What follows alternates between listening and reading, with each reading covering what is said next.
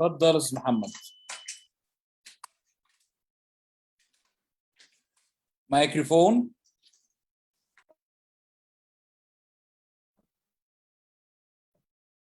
بسم الله الرحمن الرحيم. مساء الخير عليكم جميعا. اتشرفنا بوجود جميع الحضور اليوم. أنا محمد علي صباح، نائب رئيس لجنة التجارة الدولية في الجمعية وصاحب مصنع فاشن نت للأقمشة وملابس الجاهزة. سيتم إدارة اللقاء اليوم باللغة الإنجليزية، ويوجد زرار ترجمة interpretation بالإنجليزي والعربي اللي يحب يترجم الحوار. Good evening, ladies and gentlemen. This is Mohammed Ali Sabah, Vice Head of International Trade Committee in EABA and owner of Fashion Knit Factory, which is specialized in the production of circular knitted fabrics and knitwear apparel, working in both local and export markets. It's an honor to be moderating today's event and representing the EABA with our strategic partner today, the Economic Business Development in Mauritius. We are going to discuss today all the investment, trading, and export opportunities in Mauritius and how to enhance the African intra-trade between all African countries. We are proudly hosting a diverse community of both diplomats and businessmen, which guarantees a rich discussion of our panel today. Each speaker will have 5 minutes to represent their association or company, and we will have a panel discussion with the Q&As after we finish all presentation. I would like to take a minute to thank our guest speakers today and to welcome Dr. Yusri Sharawi, the chairman of EABA, Mr. Himraj Ramanyal, the chairman of the Mauritius Economic Development Board, His Excellency Mr. Guberdhan, the ambassador of Mauritius in Egypt, Her Excellency Dr. Alia Samir Burhan, the ambassador of Egypt and Mauritius, Mr. Arvind Radhar Krishna, the strategic advisor of trade and investment in EBD, and Mr. Vinay Gudi, the director of the Economic Development Board in Mauritius. Without any further ado, I would like to give the floor to Dr. Yusri Sharawi, the chairman of EABA and the CEO of HOC Economic Group. Dr. Yusri, you have the floor.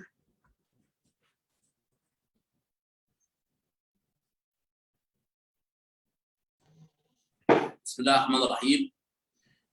في البداية بيسعدني ويشرفني جدا كرئيس جمعية رجال الأعمال المصريين الأفارقة، الجمعية التي ولدت في جمهورية مصر العربية لكي تعمل مع الجانب الأفريقي وتبحث لأسس التعاون مع رجال وسيدات ورواد الأعمال في المجتمع الأفريقي. بدأنا وانطلقنا والآن لدينا أكثر من 11 ممثل للجمعية في 11 دولة أفريقية. نعمل في 22 لجنة نوعية تخصصية منها الصناعة والزراعة وريادة الأعمال والمرأة الأفريقية والصحة. نهتم بالتعليم أيضا وبالتشريعات والقوانين الاقتصادية، كل ما يتعلق بمجتمع الأعمال.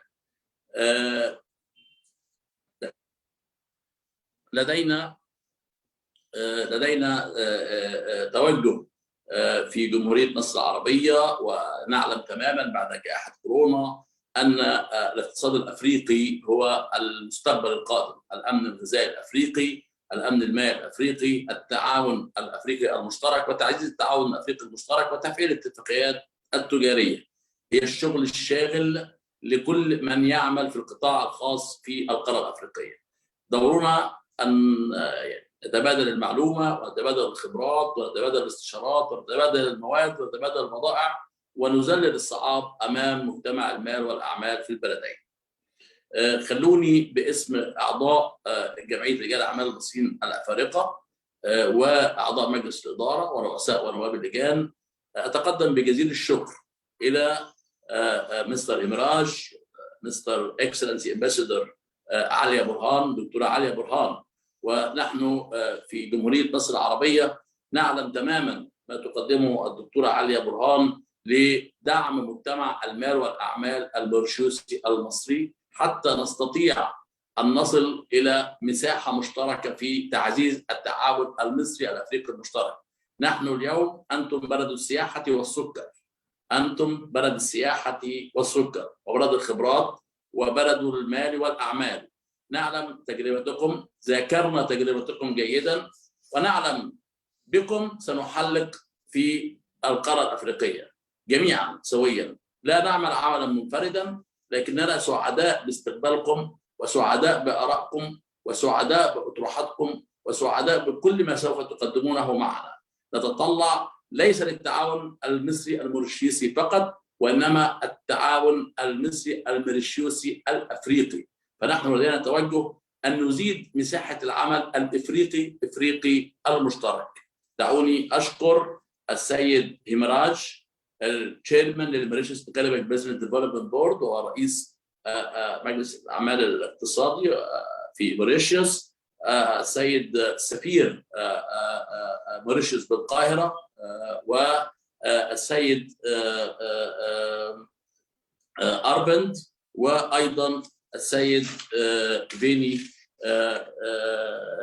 الدايركتور أو المدير لمجلس إدارة أو مجلس الأعمال في موريشيوس. خلوني أشكر كل الحضور، كل النماذج الأعمال الموجودة سواء في قطاع تكنولوجيا المعلومات أو البنوك أو المؤسسات أو ريادة الأعمال.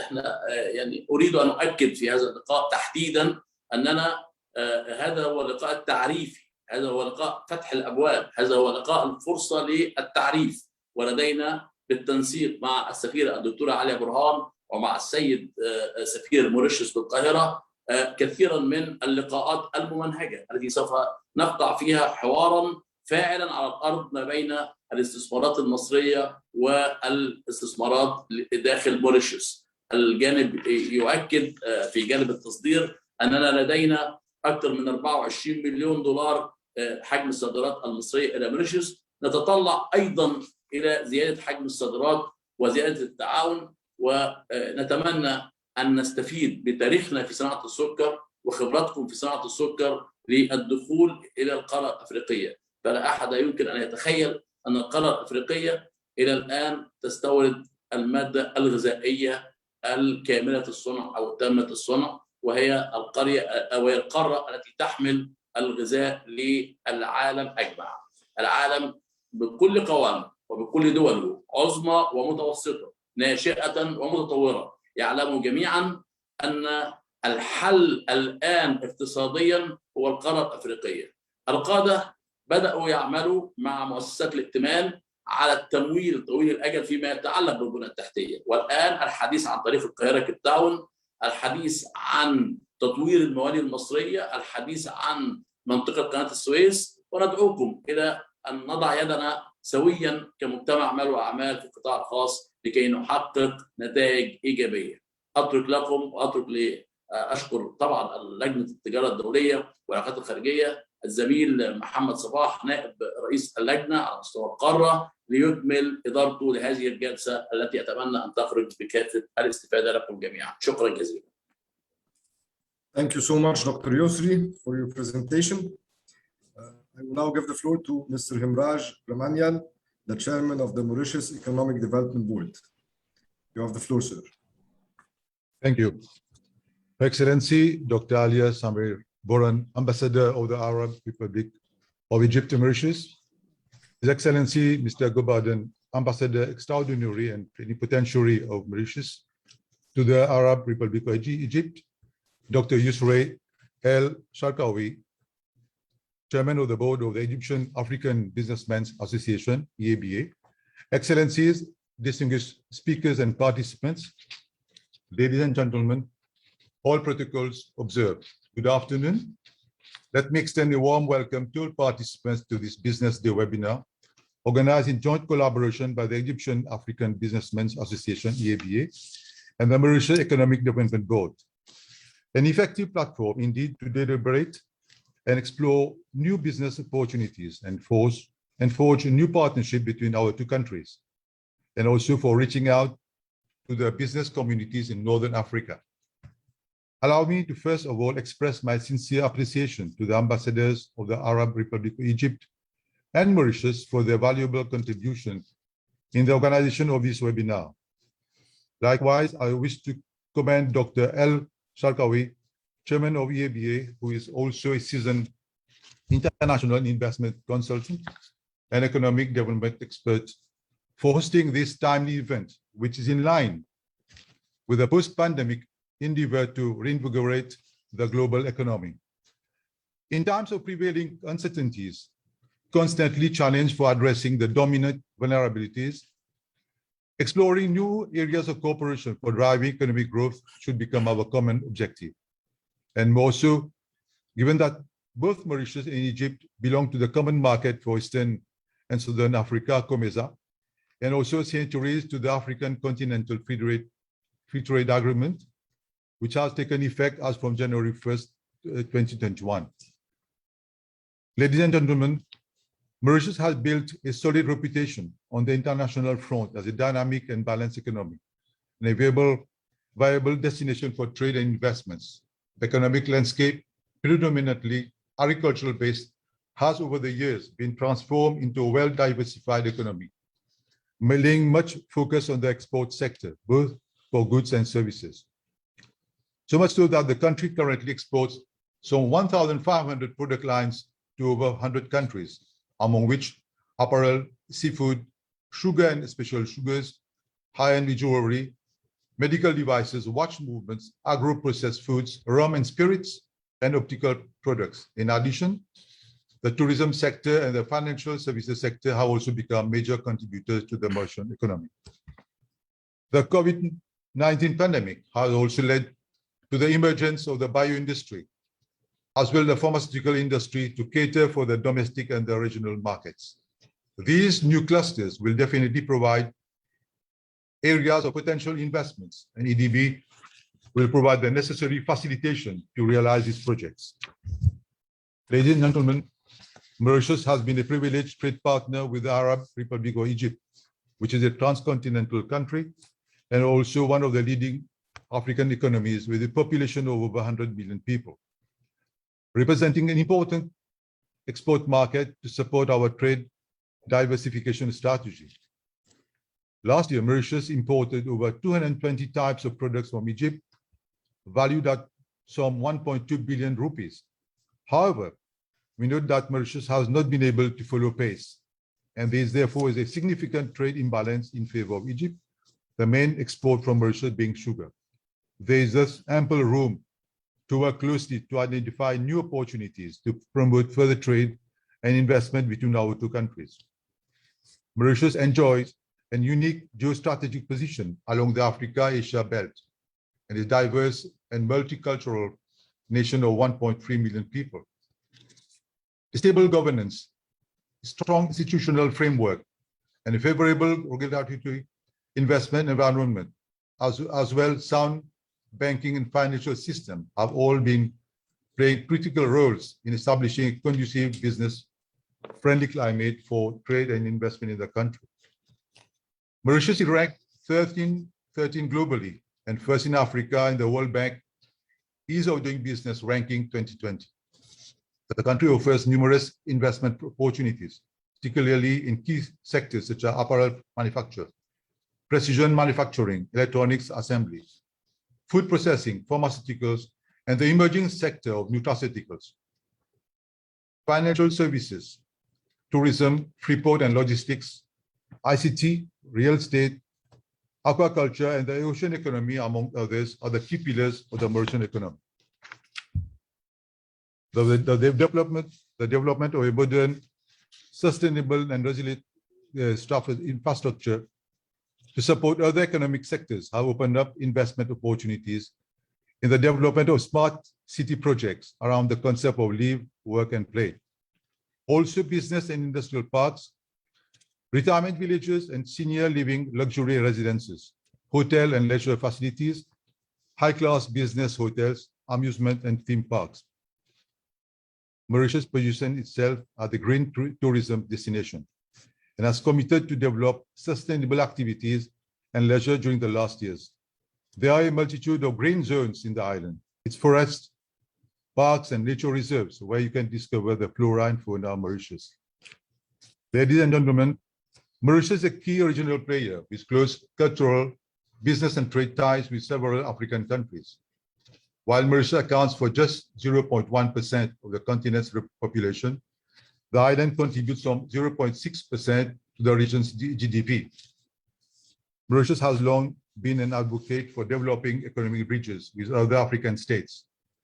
With the African Continental Free Trade Agreement serving as a leading framework for boosting intra-African trade, both countries would need to leverage on this key treaty to enhance and consolidate economic relations.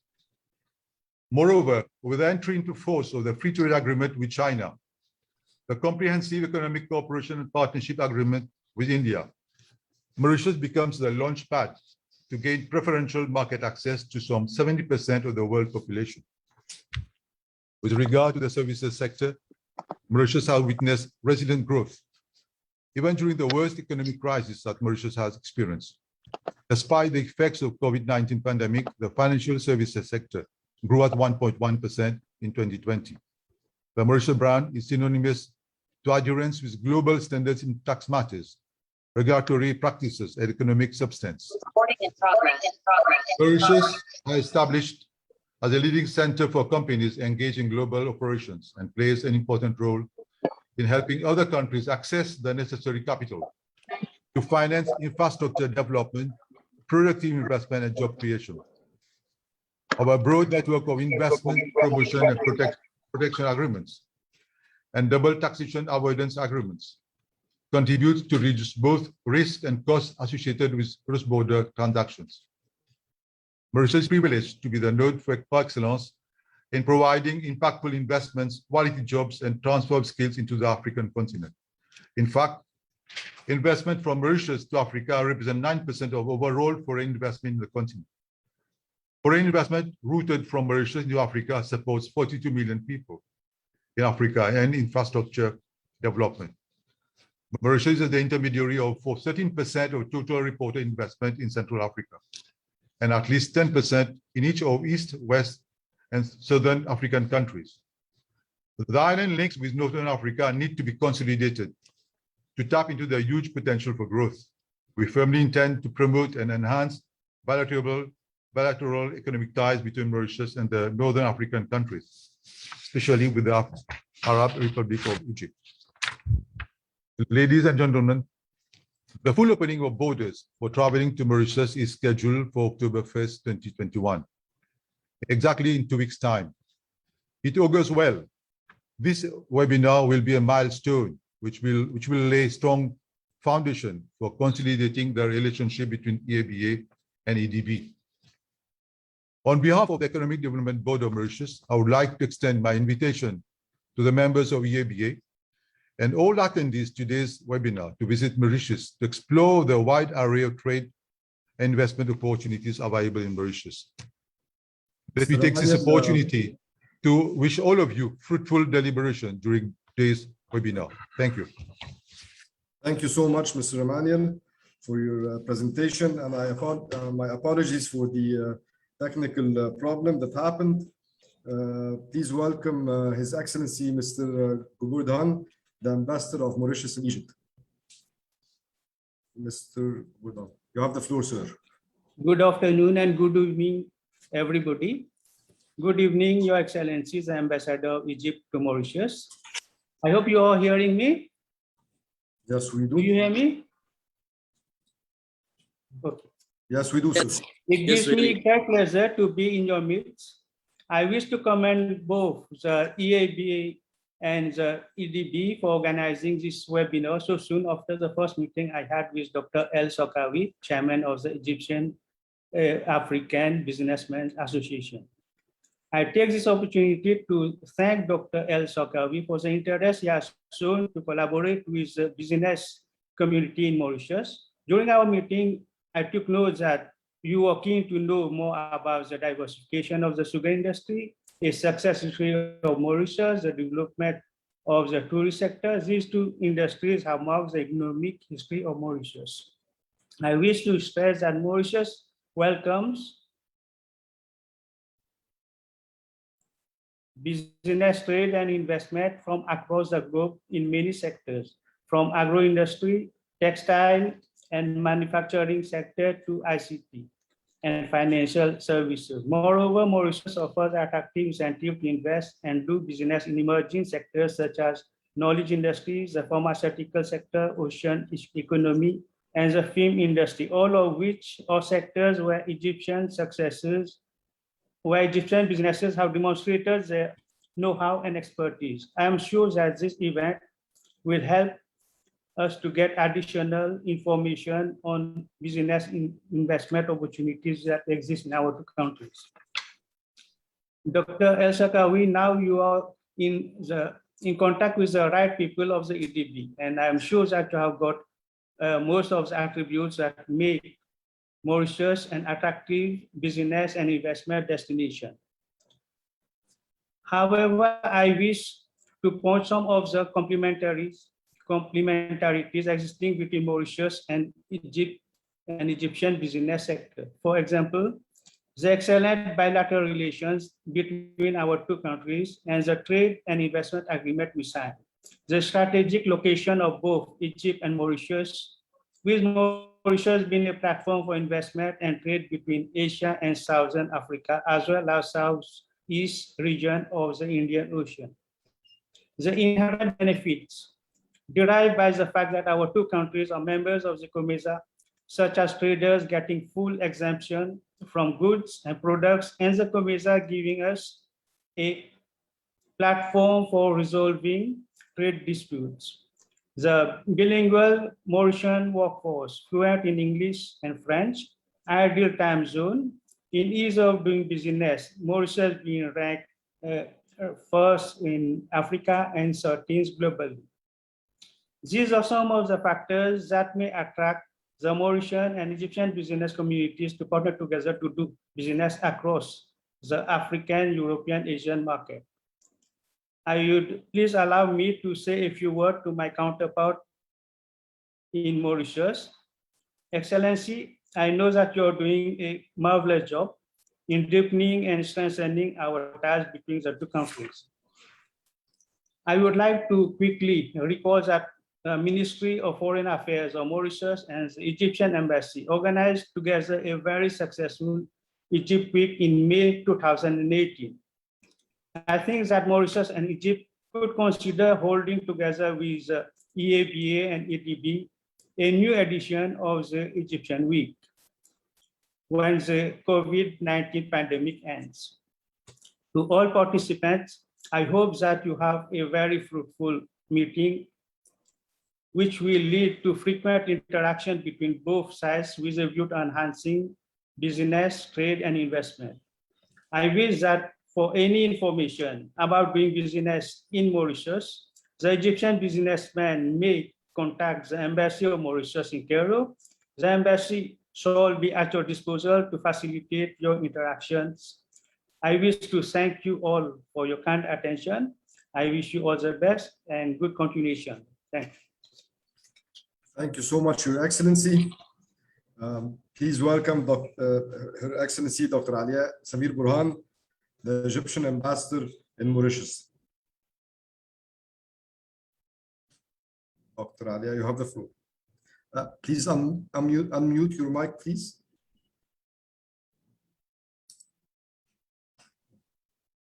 Good evening. Can you hear me? Yes. Okay. بسم الله الرحمن الرحيم. ادخلوا مصر إن شاء الله آمنين. Enter Egypt peacefully and securely. I always like to start off any words with these few words since I'm talking from the Egyptian embassy. So you have now entered Egypt virtually through the Egyptian embassy in Mauritius. I would like to thank the organizers of this very interesting webinar, the EDB, the wonderful EDB, and the Egyptian African Businessmen Association, EABA, Mr. Sharkawi and Mr. Mohammed Sabah, and of course my counterpart and brother, His Excellency Ambassador Gobin. Welcome, sir. Thank you for your kind words. We are working as a team in Egypt and team in Mauritius, and hopefully we'll take the Egyptian bilateral Mauritian relations to new heights with our continued effort. We are all team Egypt, team Mauritius, and inshallah we will do our best to leave a good legacy both in Mauritius and in Egypt for the greater good of our two countries. So the kind speakers before me, they introduced, of course, Mauritius very well, but I will also try to endeavor to introduce it from an Egyptian perspective. So I just tried to be a bridge builder. I like to think of myself as a bridge builder. So my intervention will be just the opportunities lying in Mauritius vis-a-vis the Egyptian businessman community and what Egypt can offer to Mauritius as well. Thank you. Next. So do I move? Okay. So as His Excellency, the head of the EDB, mentioned that Mauritius is lying as ranking first in Africa in terms of the World Bank's ease of doing business, number 13th in the world worldwide.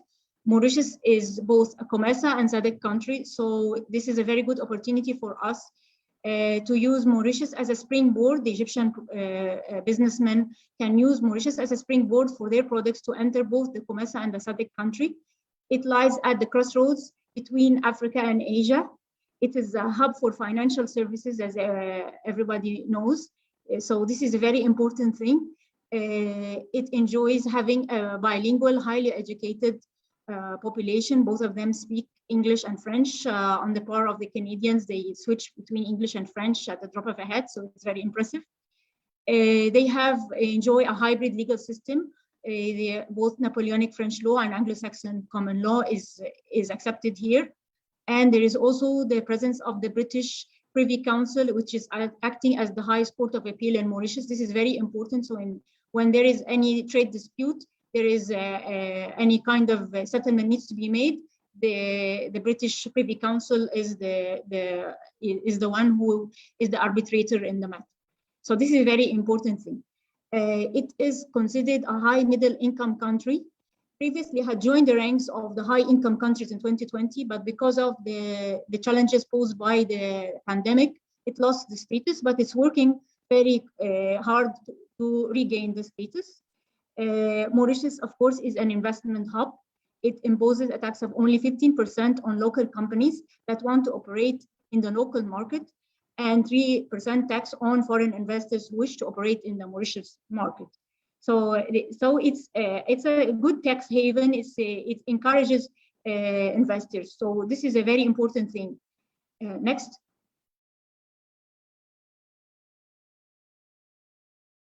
Okay, and the tourism, as the kind speakers before me, they talked about tourism. So tourism contributes around 25% of GDP, especially ecotourism.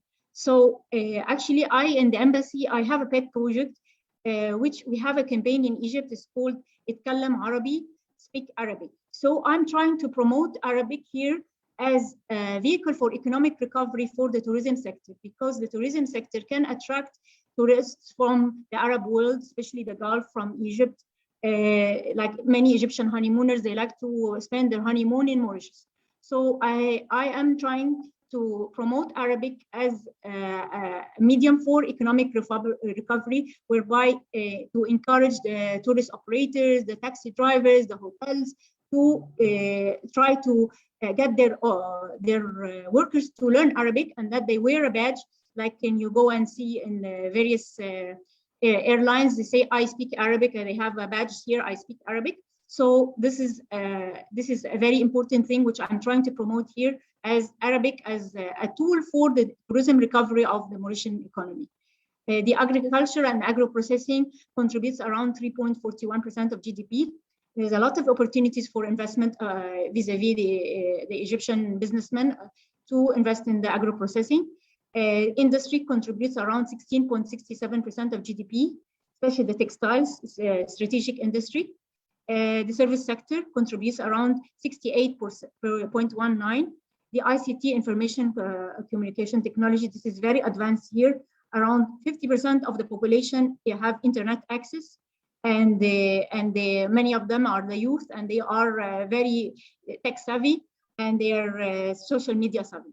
And the financial service is a hub for financial services. It contributes 12% of GDP, and it actually was one of the main sectors that was a buffer for the challenges posed by the COVID-19.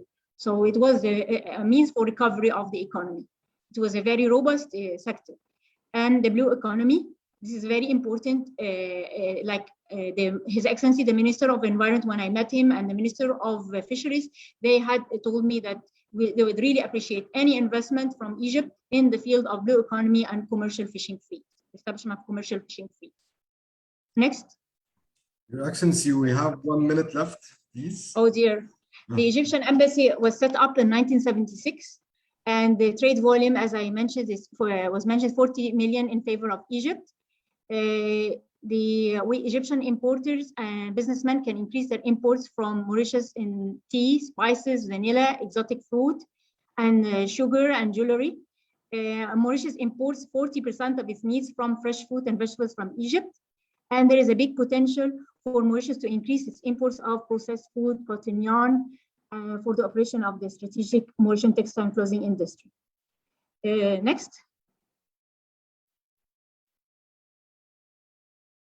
Next. Okay, there is also big potential for the import of engineering products from Egypt, like lighting equipment, electric meters, white goods. There is good potential also to import building materials because there is a big construction boom in Mauritius. And there is a good potential for Mauritius to import pharmaceutical products from Egypt because of the good reputation of the Egyptian pharmaceutical products being of good quality and are in conformity with international quality standards. Also, Mauritius is keen to benefit from Egypt's expertise in the following fields: artisanal products, handicrafts, baking, fishing, running of fishing fields, animal husbandry, veterinary sciences. They want to get the services of veterinary doctors to come here, leather industry, pharmaceutical production, food processing, infrastructure, digital platforms. Next. Next. And as I mentioned earlier, that Mauritius is a gateway into the COMESA and SADC countries. It has signed many FTAs with China and India and the EU, and it can offer Egyptian product preferential access into these markets as long as their rules of origin are confirmed. And there are also many fields of exchanging of expertise, especially in the field of tourism, especially ecotourism, textile industry, financial services, ICT, sugarcane processing. So we can talk about sugar diplomacy. And both countries signed a treaty for the prevention of double taxation and tax evasion during 2014, as well as a treaty for the promotion and protection of mutual investment in 2012. Next.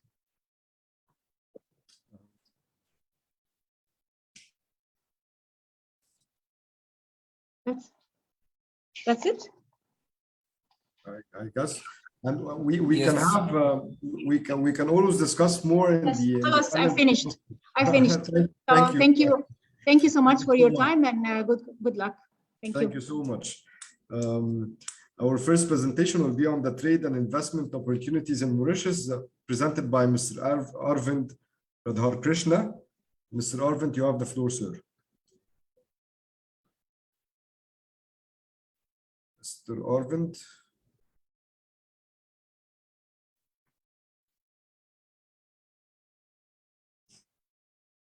I don't know if Mr. Arvind. Yeah. Can you hear me? Yes, we can. Okay, very good. We just need to try to stick to the timing, please. Well, I'm the lucky one. I got 10 minutes. So, but I try to be a bit quicker, please, because the presentation I was giving, we already heard a lot about the many good things about Mauritius, the many advantages that Mauritius offers. I think before I get into the presentation, I think there's a few very important points for all the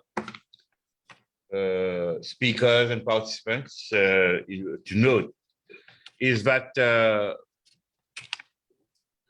Mauritius for years has built a very strong reputation as a business and investment destination internationally.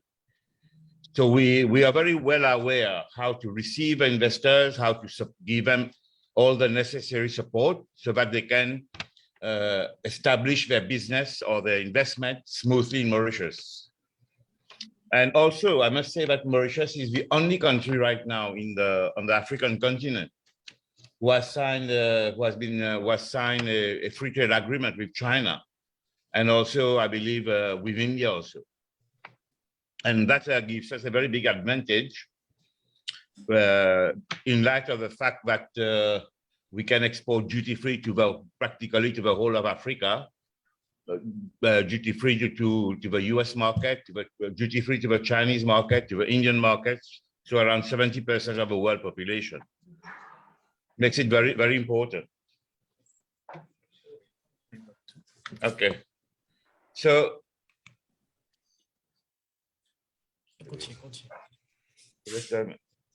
the first slide is just at a glance, which I'm sure our participants in Northern African countries will like to know. As you see, we are a small island country, 1.3 million people, but strongly bilingual, English and French, well-educated labor force, very important, quite a high level GDP per capita of some 12,740 USD, very high level of literacy rate. And in short, it's a very good environment for foreign business people to do business, whether to sell to Mauritius, whether to buy from Mauritius, and whether to invest in Mauritius, targeting the 70% of the world, which I mentioned. We are, of course, as many of you will know, Mauritius has been a member of COMESA for many years, a member of SADC for many years. We have been very active on both the COMESA and SADC region for years.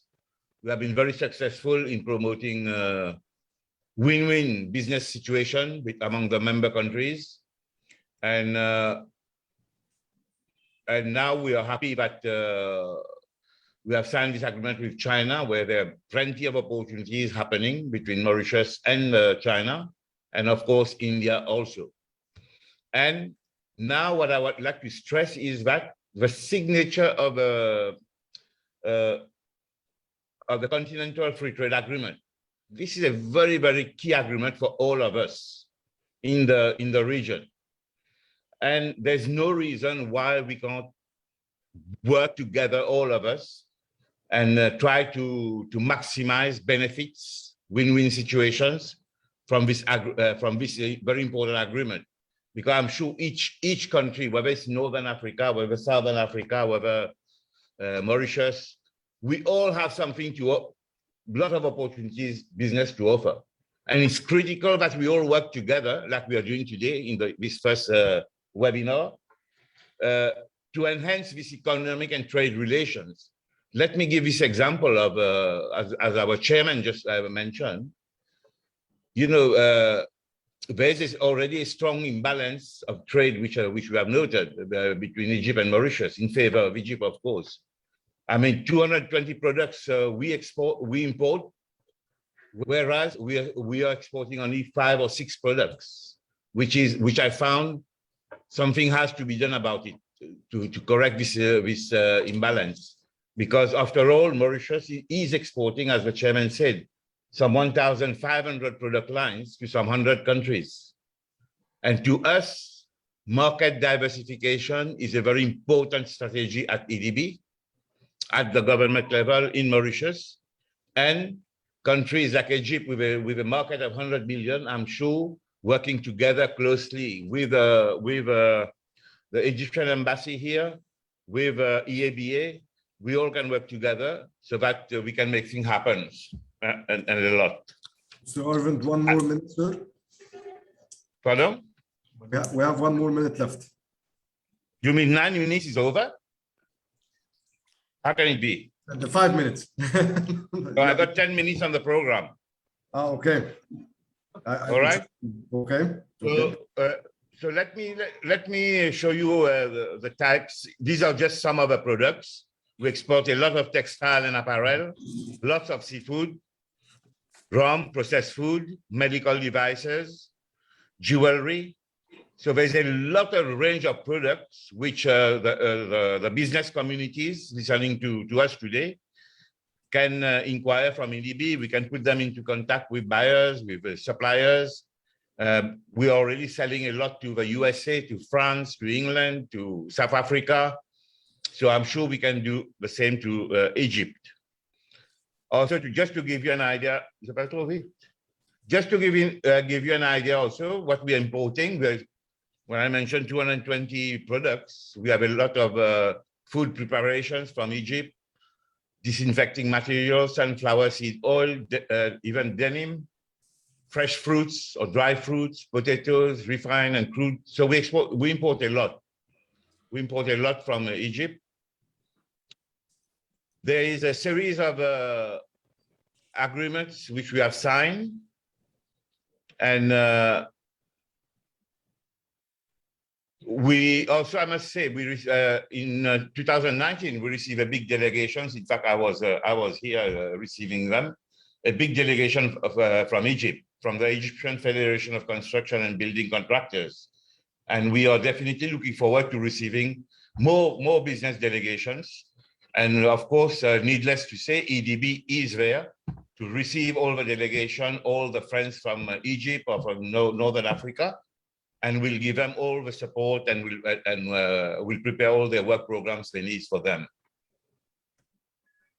These are it's a very well diversified economic base in Mauritius. Some of the key sectors, as you can see, manufacturing for export. Export-oriented manufacture is very important. We are encouraging this. We're inviting. I can see that Egypt manufactures a lot of things. We want some of your manufacturers to come and establish your plants in Mauritius to sell to the African markets. And manufacturing, therefore, very important. Construction and real estate. We're inviting people to come and build hotels, build offices, build houses, luxury houses, and everything. There is pharmaceuticals has become a big sector which we are really doing a lot of effort to develop this sector in Mauritius. Financial services, we're already an international financial hub in Mauritius. There's a lot of foreign companies who have already invested, and of course we are promoting to have more people. ICT, very strong sector again. Logistics. So everyone is most welcome to inquire from EDB, come to Mauritius to explore firsthand. What is important is to come down here, explore firsthand for possible investment in all these sectors. And as I said already, the financial sector is very strong, employing some 15,000 people. We have a growth rate of 5.2%. And 1 more minute, sir. 1 more minute. Okay, let's move. Yeah. The agro sector, we are looking for investment in the smart agriculture, vertical farming, and others which you see on the screen. High-tech manufacturing, and of course, ICT. Anything in these sectors, investment will be most welcome. Pharmaceuticals, biotech, renewable energy. These are all the sectors we are looking for investors. And lastly, Mauritius is a great place to work and live and retire. And government has placed some very interesting schemes and this to encourage people from Egypt, from anywhere in the world, to come and have get their residence permit in Mauritius. So we have what we call you can get a residence permit visa for 3 to 10 years. And if you invest, if you buy, for example, a villa in Mauritius for $375,000, you get a luxury villa, you get your residence permit. So there's a lot of schemes. And also one thing I must mention, very important for the businessman who wants to set up business to export. There are very interesting schemes, such as the speed to market scheme. You can make textile here and government, you export, you will be refunded 40% on the plane. So since my time is over, I say thank you very much. I think this is a very good beginning. Thank you so much, Mr. Arvind, and we will get back again in the panel discussion for all our speakers. Anyone will, of course, will have questions, and everyone will have questions, and we'll get back in the panel discussion again. Thank you so much again for your presentation. Let's welcome Dr. Sukhbir Puri, the Managing Director of House of Lords. Dr. Sukhbir. Thank you very much, sir. Good evening to all of you. As you may all know, Mauritius is a tourism destination, also a financial hub. It's one of the most investment-friendly destinations. House of Lords is here since 2016, and I had to watch for some of the novelty which we came across here. One-stop shop, EDB, most friendly organization and most upfront, open in mind with thinking outside the box. There are many things which they have done over here. Very good approach for being one-stop shop for all your issues, may it be business, administration, licensing. You talk anything, there is somebody there to help you. Opening of a bank account. We were not still here. We had just floated the company from India, yet the bank accounts were open. We went to the local branch of State Bank of Mauritius and opened our bank accounts. Licensing. Mostly done on electronic. All the documents go there and you get your licenses. We have minimum visit to any of the offices. No import duties for the raw materials. And 15% VAT is refundable. And if a company is in a free port area, there's no VAT either. So you lot of saving on the working capital. So there's a lot of advantages of being a manufacturing company over here. Income tax, just earlier presented, 3% for the export earnings. Speed to market, trade marketing scheme. Right now it's 60% for July 2022, otherwise 40%. And subsidies for Europe, Africa, Canada, and USA. Apart from this, there's a freight rebate available up to $300 for dispatch it by sea in some of select African ports. Minimum wage for labor is $250 per month. That is some key features, novelty, which we saw over here. Coming to House of Lords. Apart from sugar, which is the primary production from sugarcane, started in 1638, Mauritius diversified into rum making from the sugar manufacturing byproduct, molasses. In 2010, the government passed a bill allowing distilleries to make rum from sugarcane juice directly, and it's termed as agricole rum. It's one of the very, very good variety of rums which you can get. HOL is free port company and started blending, maturing, and bottling various alcoholic beverages like rum, whiskey, vodka, brandy, liquids, etc. It is exporting to Europe, Africa, Asia, and some of the duty-free shops. It is the only company in Mauritius under alcoholic beverages to have a certification under fair trade regime. Our turnover for the new financial year, first quarter, July 21st to September 21st, is likely to be $320,000. We are looking for some of the importers and distributors for our alcoholic beverages in Egypt and other African countries, and we'll be very happy to share a brochure and other stuff to the people who are there. Incidentally, we also have been awarded as the best marketing company in Africa. Coming to some other things which are commendable over here was the job done by EDB in helping keep traditional industry economy progressing, particularly for SMEs. HOL is indeed adapted to EDB role in helping business contacts in new markets in Africa, Europe, and now in Asia. In fact, yesterday only in the morning, I finished a rum tasting session, virtual session in Singapore. So we dispatched all the products to Singapore, and EDB organized a rum tasting session that day. 1 more minute, sir.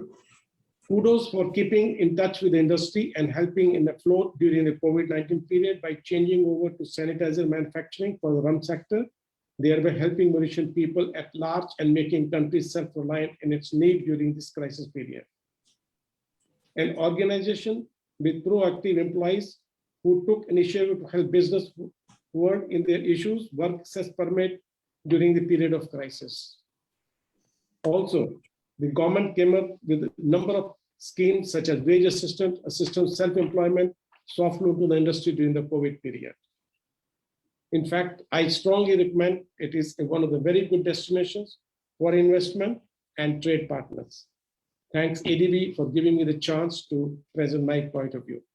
Thank you. Thank you so much, Dr. Sukhbir. Thank you so much. Please welcome Mrs. Bonnie Kuhn, the CEO of HSBC Bank in Mauritius. Thank you, Your Excellencies, EDB guests. Thank you for the opportunity today to represent the banking sector.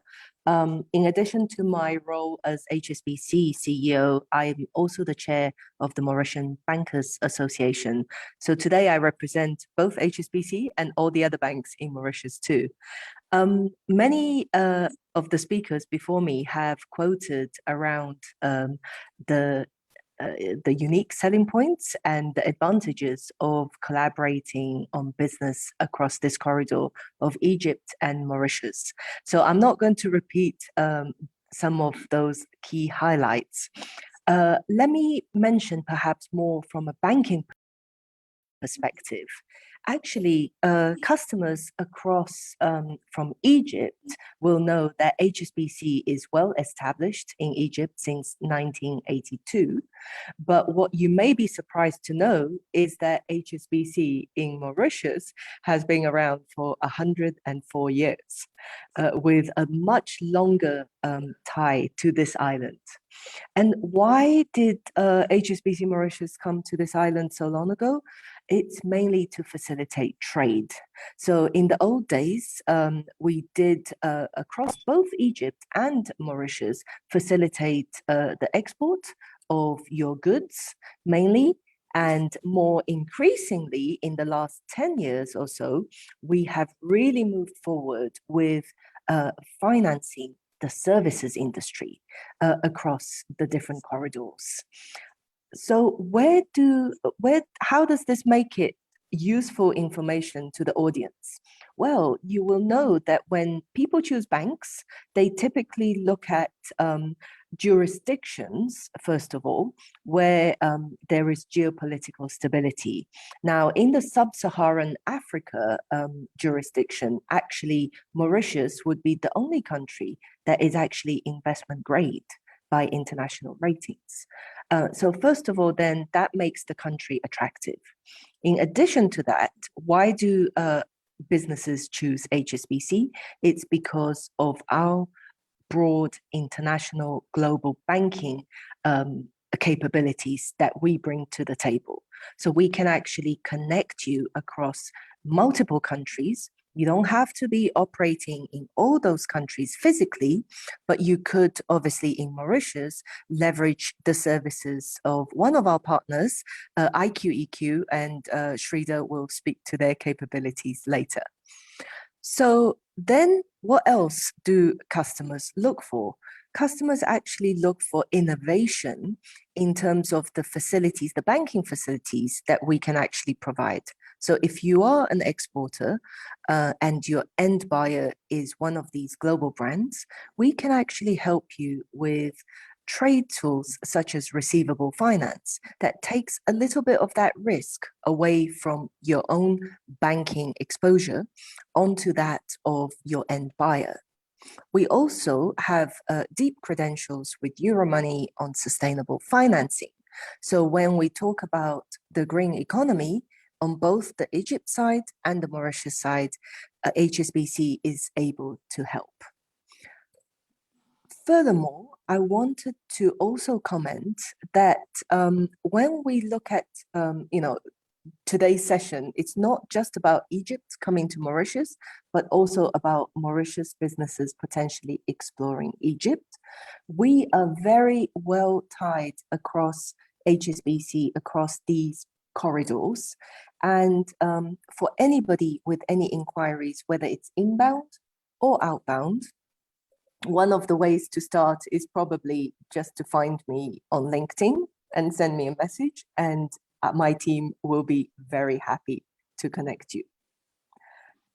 Just in closing, I wanted to comment as well that both Egypt and Mauritius are lovely places that I've had the pleasure of being.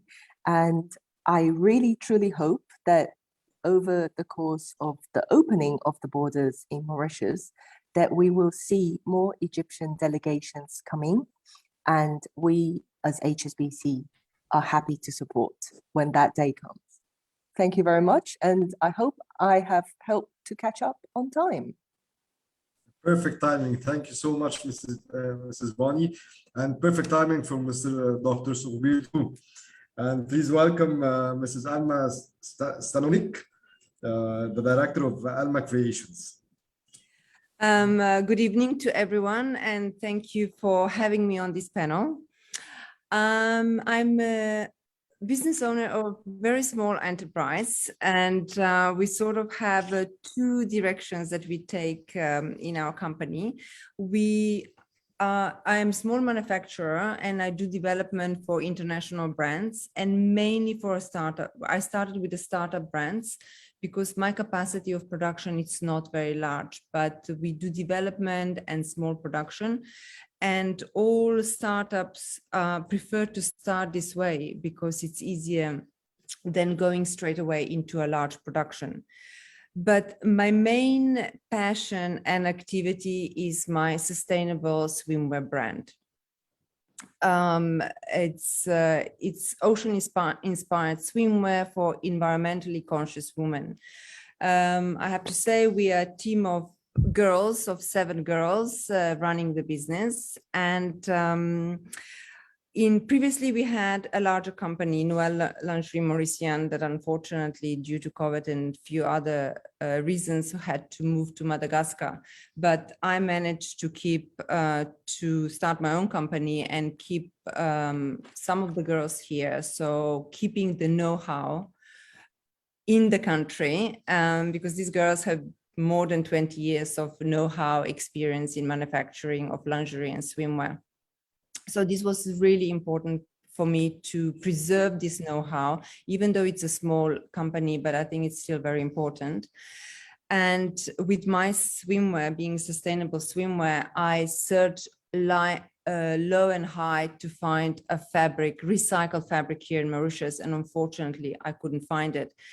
At the end, I found one that I connected with in Spain, and it's actually done in collaboration with Sequel Initiative, which is this NGO that collaborates with the fishermen and other small NGO to collect the plastic from the ocean, where then it's cleaned and cut and recycled into yarn, and then this yarn is made into fabric. So this is what I use for my swimwear. My swimwear doesn't have any other plastic on it. I don't use rings or sliders or anything like that. And also my swimwear is very multifunctional.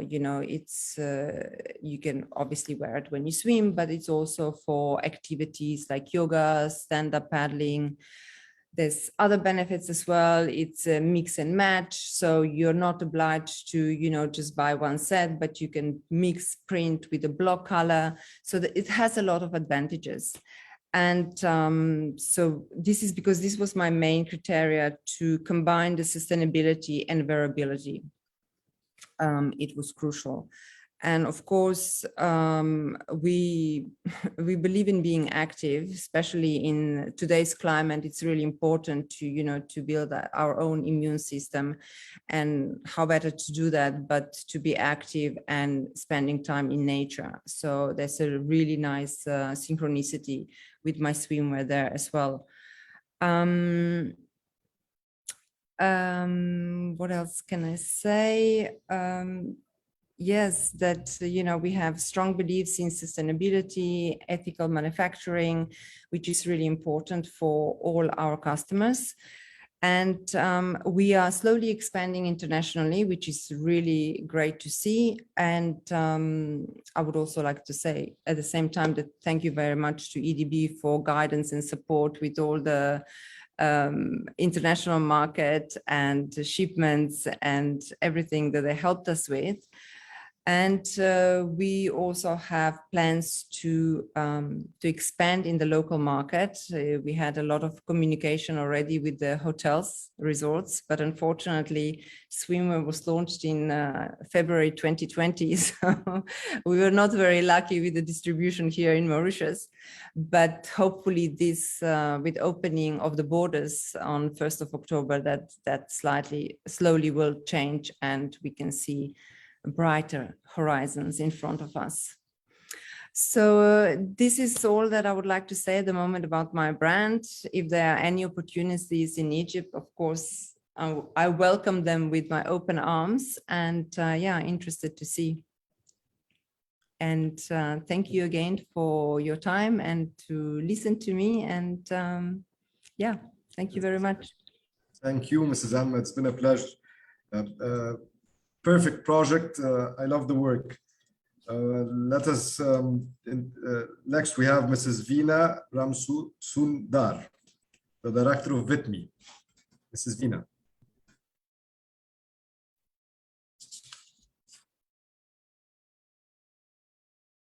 Thank you, Mrs. Veena. Can you unmute your mic, please?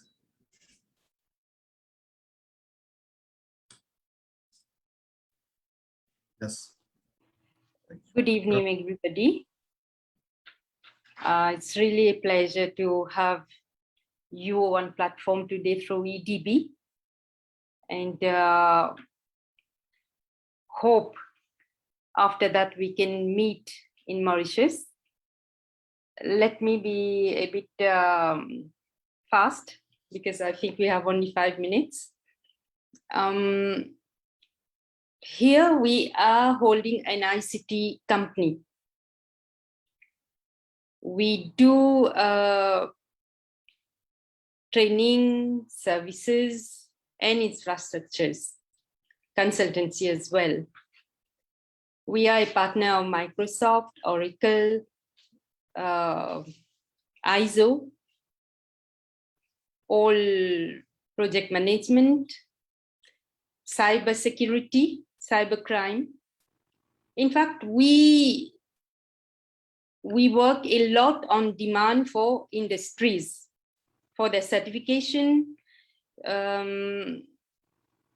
for all whatever could help their staff, their personnel, to be able to run their department.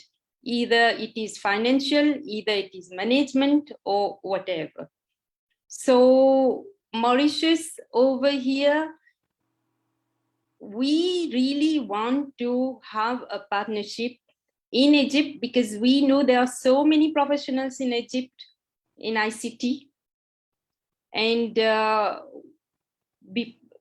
sometimes we have so many tenders where we need resources, high-level resources. And we have been communicating with many Egyptians in the past for the tenders in ICT department only. So we really want to have a collaboration in Egypt with these IT professionals where we can grow together in Africa, in Mauritius, on our ICT field.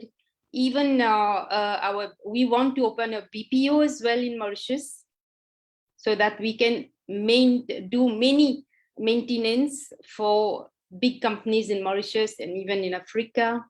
And shortly, I must say it's already open. We have opened a call center as well. And we want to open a BPO as well. Therefore, we need resources. We need very much to have high-level people in Oracle especially, or big data, IoT, machine learning, artificial intelligence. This is what we are being requested. For now, we are working online with our resources. Sometimes we need physically people to be here or to be abroad, overseas meetings or whatever, and to visit the industries, visit the platform, whatever. So happy to be able to request whatever we were looking for, and hope so we can have it very soon in Mauritius with your people. Thank you. Thank you so much for your presentation, and definitely we'll try to do the link and help. Thank you. Thank you. We will do our best. Please welcome Mr. Fawzi Barkouki, the Managing Director of Exceed Customer Care. Thank you, Your Excellencies, ladies and gentlemen. Thank you, first of all, thank you for the invitation for this webinar. And hopefully next time we can meet in person, either in Mauritius or in Egypt. It both goes for me because I'm an Egyptian resident and working in Mauritius, actually. I will go through my experience as an Egyptian establishing a company in Mauritius, and also as and I will be explaining what we do in business. Actually, we work in BPO business and in call center business. Exceed Customer Care Mauritius is fully owned by the Egyptian telecommunication company for information systems, Exceed, which have over 7,000 web-enabled multi-channels established in 2001 in Egypt, Smart Village, Egypt. And we have started our adventure in Mauritius on Jan 2020, just before the COVID pandemic. We went through a lot with this pandemic, but we got a great support, especially from EDB, who are regularly following up with us, giving us advice, having a major role with the success of Exceed in Mauritius. Actually, we are actually over 250 employees, and we have a plan to expand for more than 1,500 employees in Mauritius. Why Mauritius? Because we have several reasons, and we believe that our story in Mauritius will be a very successful story. Not only for the diversity and the multicultural country, but also for the qualified labor, speaking very well both English and French, very highly educated, and I believe that this makes Mauritius one of the best destinations for BPO, and which can help also other companies to establish in Mauritius, not only for this reasons I mentioned, but also for the great support we have from the government and from EDB, and also the ease of doing business. I came here on Jan 2020, as I said before, and it was very easy, not only to establish the company, having the bank account open, but also with all licensing and certificates we have to do. All is done rapidly online, and there was a really good management of the crisis by the government and by the other organizations. That's all for me. Thank you for the time, and thank you for the invitation. Thank you so much, Mr. Fawzi, for your brief presentation. Please welcome Mr. Taruna Dulup, Director of Jury Tax. Mrs. Taruna. Thank you very much. So, hello. When I was invited to be part of this event and to come to speak about the financial services and jury tax, I jumped on the idea to share a few insights and my experience.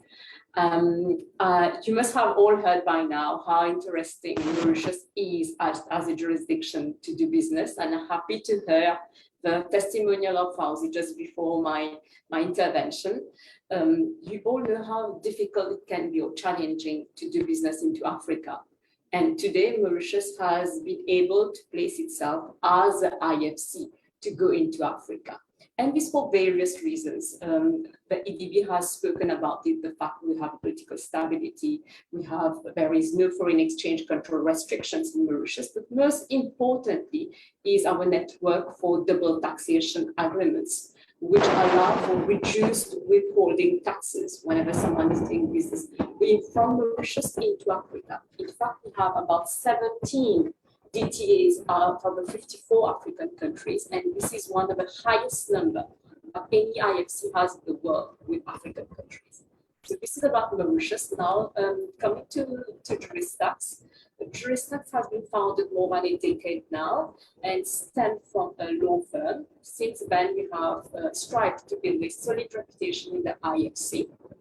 It all started in 1927, where a bunch of lawyers, in fact, started servicing foreigners who wanted either to invest into Mauritius or use a Mauritian legal and fiscal regime, which is very attractive to them to invest outside Mauritius. So we were doing on even legal advisory part, which is what is the best structure that they need to do business.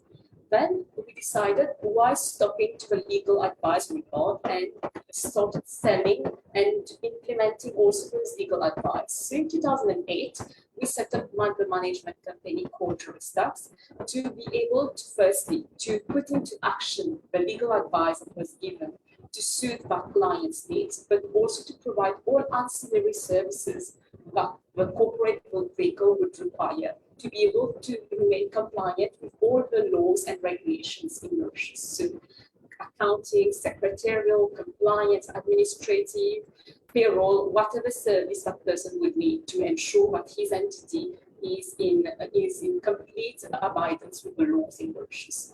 So we provide all these services. In fact, when the client comes to meet us, whether he has a need of, I would say, relocating, coming to live in Mauritius, or he wants to plan his succession, he wants to know how his wealth, his assets will be given to his future generations. He wants to optimize fiscally or willing to do any kind of trading or investment. We would be the ones advising us to which is the best corporate structure. Is it a trust, the foundation? Does he need a fund? Does he need a GBL, a global business company, or a domestic company? This is our role.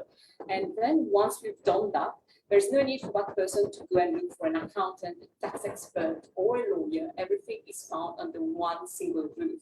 So this is in a few words what we do. And like I've also said, we also have been assisting a lot of clients who are willing to set up investment funds in Mauritius and then invest into Africa in different sectors. We have been providing fund setups, fund administration services, and everything. And there is one thing I need to say about Tertiary Stacks, as my project team will kill me, is we are also ISO 27001 certified in terms of confidentiality and data security, and ISA 3402 audited in terms of our security for procedures. So we have about 2,000 clients. We have about 2,000 clients today after 10 years in operation, and we are proud to be of assistance to them. In fact, our motto has always been to grow together with them, to be the support that they need for them to be able to grow their business. So this is a bit about Tertiary Stacks. Happy to hear any questions that you may have. You may consult us on our website and take an appointment with me to have any tailor-made answers. Thank you so much for your attention. Thank you so much, Mrs. Taruna. And let's welcome Mrs. Jenny Pidal, the CEO of Fit You Garments. Mrs. Jenny, can you unmute your... Sorry, just hold on. Yeah, Your Excellencies, EDB team leaders, and all distinguished members, I'm pleased to be here today. Good evening, everyone. So I'm Jenny Pidal, the owner and CEO of Fit You Garment Limited. Our organization was established in Mauritius in 1995. Our company is an international recognized garment manufacturing company and known for its distinguished quality, customer service, and competitiveness Fiji government began its operation with a small capital of only 20,000 rupees, with only 2 machinists and an average monthly output of only 1,000 pieces of basic clothing for local markets. But today, the vision and of the organization is to aspire to be the benchmark in high value added garments, making its mission and excel in the manufacturing of high value added trendy and wash garments through a highly motivated team of professionals. The company went out in the late 1990s and started participating in a number of road shows and one-to-one meetings with overseas customers to develop a client base, of course, with EDB. With the commitment and perseverance of its ambitious board of management, the company embarked on a new journey since 15 years back. And of course, that becoming a factory manufacturing for exportations now for international, like for example, for US, for European markets, and also for South African markets. Of course, we are an export processing zone company. So niche market manufacturing, high value addition and adaptability become a core competence of the company. And of course, even in the era of economic recessions, of course, of the COVID-19 impacts, this has enabled the company to thrive. These strategic orientations, coupled with quick response to market requirement, have proved to be the order-winning criteria in sustaining the business.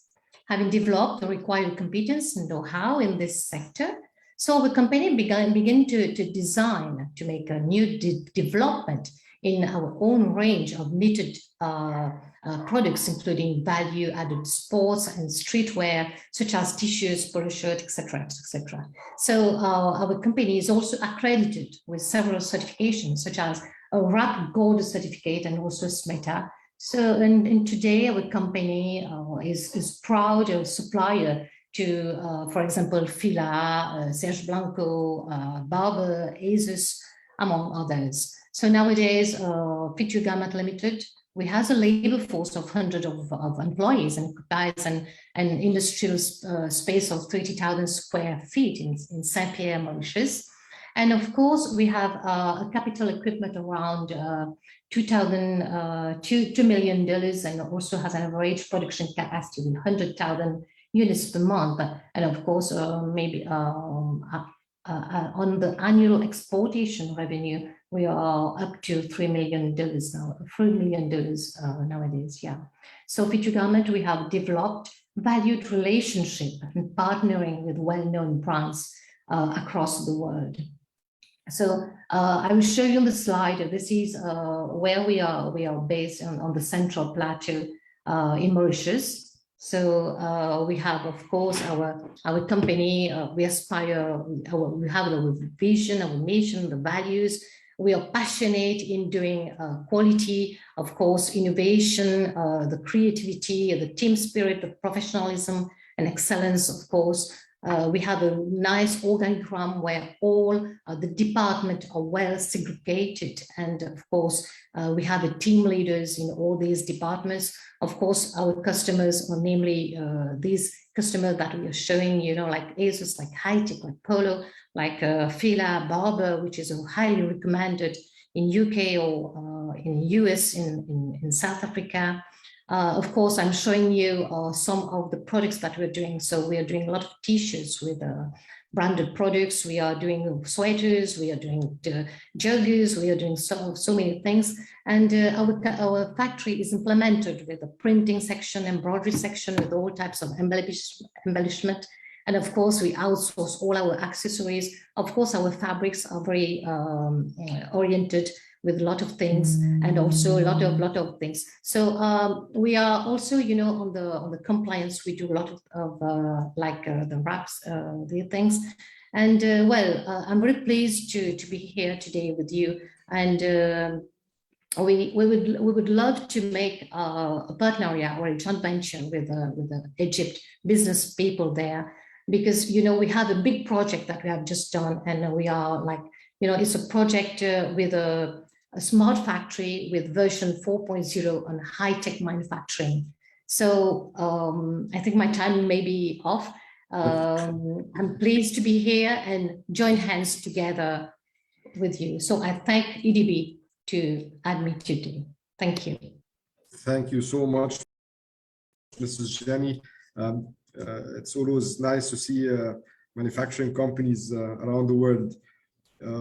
Let's welcome Mr. Zhao Gang, representing AcuCare Medical Company. Mr. Zhao, can you unmute your mic, please? Your mic is muted, sir. The mic.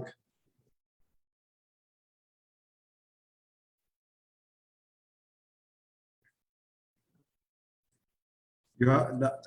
Yeah. Okay. Thank you. Yeah. Good evening, everyone. This is Eric from AcuCare. We are doing the traditional medicine, and for the moment we use natural medicine for the treatment, and we have a, how say, for the moment we have launching a medicine from China, and it's a natural medicine is Lianhua capsule. This one is especially for the COVID-19, and already have many motion people try this medicine, and then from positive become negative. And then we also plan to open a factory in Mauritius to protect the national medicine for the treatment. And because now in Mauritius have a good things is if you open a factory, make the medicine in Mauritius and export to Africa, then there's not it's a duty free for the other countries, and we are planning to manufacturing for the rapid test.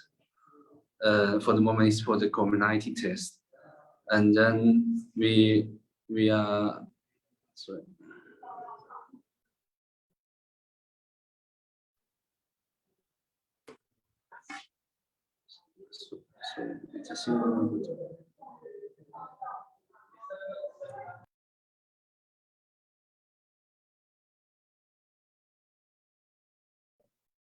So I guess Mr. Zhao has a technical problem. I'll just wait for like 20 seconds. Yep. Mr. Zhao he's coming back. The collection not so good. Okay. Yeah. Please complete, sir. Yeah. Now it's okay. Everybody can hear. Yes, we can hear you. Yes. So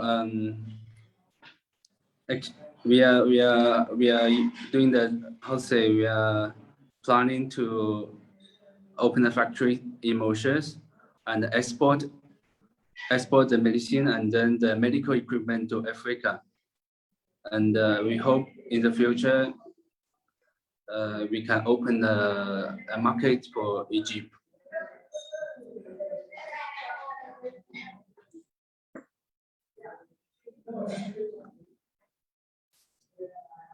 Hello. Okay. Sorry. Did you finish your presentation, sir? We can hear you. Yes, sorry, and the collection not so good, and we in the future we hope if we have a chance we can doing something together, and then we hope we can have sorry. Hello. Yes, we can hear you, sir. Yes, we can. We hope in the future our traditional Chinese medicine can help in Mauritius, even Africa and Egypt. Yes, and thank you. Thank you so much, Mr. Yes. Zam. Thank you Yes, so thank much you. for your presentation. Yes. Let's welcome Mr. Saridhar Nagarjan. Did I say it correctly? Indeed, indeed. Thank you. Thank you. Thank you. It's an absolute pleasure to be here. Your Excellencies, EDB, esteemed guests, all protocols observed. The good thing of coming last is the foundation has been laid and you can build upon it. And that's what I'll do in my next 5 minutes. You all are businessmen here from here, really happy to be part of the business community in Egypt who are all dialed in. Business, you all know, is collaboration. And to collaborate, you need the right type of partners. Predominantly to collaborate across borders, you need 3 types of partners. The first one is obviously banks. Bonnie, my good friend, is here. I come from Standard Chartered Bank, which has in my past. So banks are very important partners for any country to get into another place. The second are legal accounting firms. It's a triad. And the third one, particularly in an international financial center, is where I come from, which is called in Mauritius as management companies, but globally it is called investor services firms. Mrs. Turana is from our sector of the industry. We play a very vital role, particularly for someone from another country to connect into mainland Africa. So much has been said about Mauritius. Mauritius is a phenomenal connector. I'll just give you one screenshot to show you what type of connection Mauritius has made with mainland Africa, and that'll bring things to light to you. Can you see it? So this is a very recent study from Capital Economics, and you can see how Mauritius is connected and brought in billions of dollars of investment from. I have put these percentages here. 97% of Southern Africa's external investments have come through Mauritius. Approximately 10%.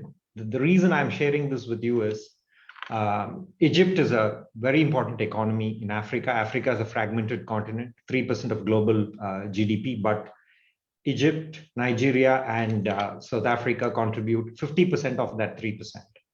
So Egypt is one particular entity. In today's evening, I believe it's rediscovering maybe not Mauritius, but through Mauritius, how to engage with Africa. And that is exactly where we all can play a role.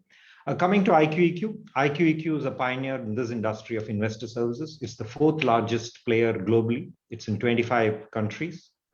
In Mauritius, it's a pioneer. Pretty much everything started with IQEQ right from the Anderson days. And I'm not going to go into, everyone has covered it, you all know, but we cover 4 sectors. Fund administration is our top. So technically we get global funds go into India, into India and Africa. What could be more interesting for this particular audience is we support corporate investments. I already mentioned Africa is extremely fragmented. So what happens, South African corporates and Nigerian corporates use a connecting economy like Mauritius, which is an international financial center, to invest. So Egyptian corporates can actually use Mauritius to set up their holding companies and then access Africa in a much more efficient and cost-effective way. That's a very powerful one, which we all have seen. With the 5 minutes, I can't cover much, but I can only say that we had a webinar, IQEQ partnered with Hsbc and others, and we had a wonderful webinar. We are rediscovering. We have one of our very esteemed clients, Mr. Fauzi. In a way, hi. In a way, it's an Egyptian client, which IQEQ facilitated. We are growing together. So that's a good example. That's why, since I come in the end, I'm not going to cover everything. You all get a picture and we can actually talk when the time comes. But it's a wonderful initiative. And I believe this rediscovery of Africa, Egypt is one of the biggest economies, through Mauritius, is going to be mutually beneficial both for Egypt and Mauritius. I'll stop here and maybe take any questions if it may come. Thank you, Mr. Mohammed, for wonderfully facilitating. Thank you so much, Mr. Saidar. Wonderful speeches, wonderful presentations. Thank you so much. We will have our Q&A panel right now, but Dr. Yusri will take the panel for a couple of minutes, and then we'll have our closing remarks with Mr. Vinay Goody from the Economic Development Board in Mauritius. Dr. Yusri, please take the floor. شكرا جزيلا لكل السادة الحضور المستمعين والمتحدثين. شكرا EDB موريشيوس كل المتحدثين. تحدثنا كثيرا اليوم عن موريشيوس وعن الفرص الموجودة في موريشيوس في القطاع الطبي والقطاع الصحي والIT والصناعات الغذائية. شكرا لكل من تحدث عن مصر اليوم، لكن خلوني أتحدث عن موقف مصر الآن من استقبال الاستثمارات الأجنبية. الآن مصر أصبحت الباب الجيد لدخول الاستثمارات الأجنبية. لدينا فرص ومعدلات عائد على الاستثمار وفرص استثمار متاحة، لأنه تم تجهيز خلال ال7 سنوات مصر لكل الفرص الاستثمارية في قطاعات التشييد والبناء، وفي قطاعات الزراعة، وفي قطاعات الصناعة، وفي قطاعات تكنولوجيا المعلومات، وفي قطاعات الطاقة. لدينا الآن قوانين استثمار في مصر ومعدل ثبات، وربما مصر واحدة من 16 اقتصاد عالمي استطاعت أن تواجه جائحة كورونا وتظل في معدلات الناتج المحلي الإجمالي الموجب في العالم. ربما الآن هو وقت العبور ما بين شمال أفريقيا وجنوب أفريقيا ووسط أفريقيا عبر الاستثمارات المصرية في المنطقة الاقتصادية لقناة السويس، أو في معظم مناطق مصر التي أعادت تجديد البنية التحتية وفتح فرص وآفاق استثمارية في كل القطاعات. يمكن عندنا فرص كتير جدا في مجال السياحة المتبادلة مع جانب موريشيوس، وسوف ننسق ذلك مع EDB. أيضا فيما ذكرته فينيا، لدينا كوادر مؤهلة في مجال الIT وشركات مؤهلة في مجال الIT، وسوف نتواصل عبر القنوات الرسمية عبر السفارة المصرية في موريشيوس الدكتورة عليا برهان وEDB لنوفر الاحتياج بالكامل عبر جمعية رجال الأعمال المصريين الأفارقة. أيضا هنا أود أن أسأل Hsbc بانك. هنا السؤال Hsbc بانك، ما هي الخدمات؟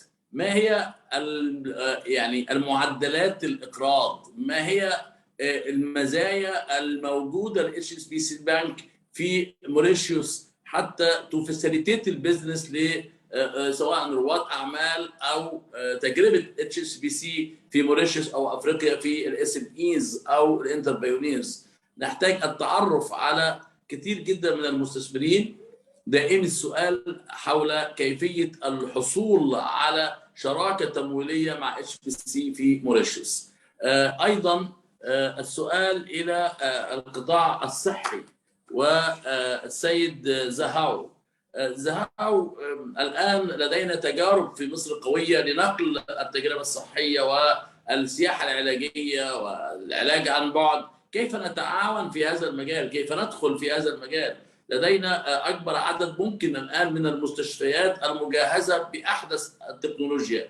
كيف يبقى لدينا أيضا برامج متكاملة للعلاج والعلاج عن بعد وتأهيل المستشفيات وأيضا فرش وتجهيز وتأسيس المستشفيات. كيف يمكن أن نتواصل في ذلك؟ كذلك أيضا قطاع النسيج وقطاع التكستايل، لدينا العديد من الشركات والمصانع اللي استعادت التوازن بعد الاستقرار الذي أحدثته مصر سياسيا واقتصاديا.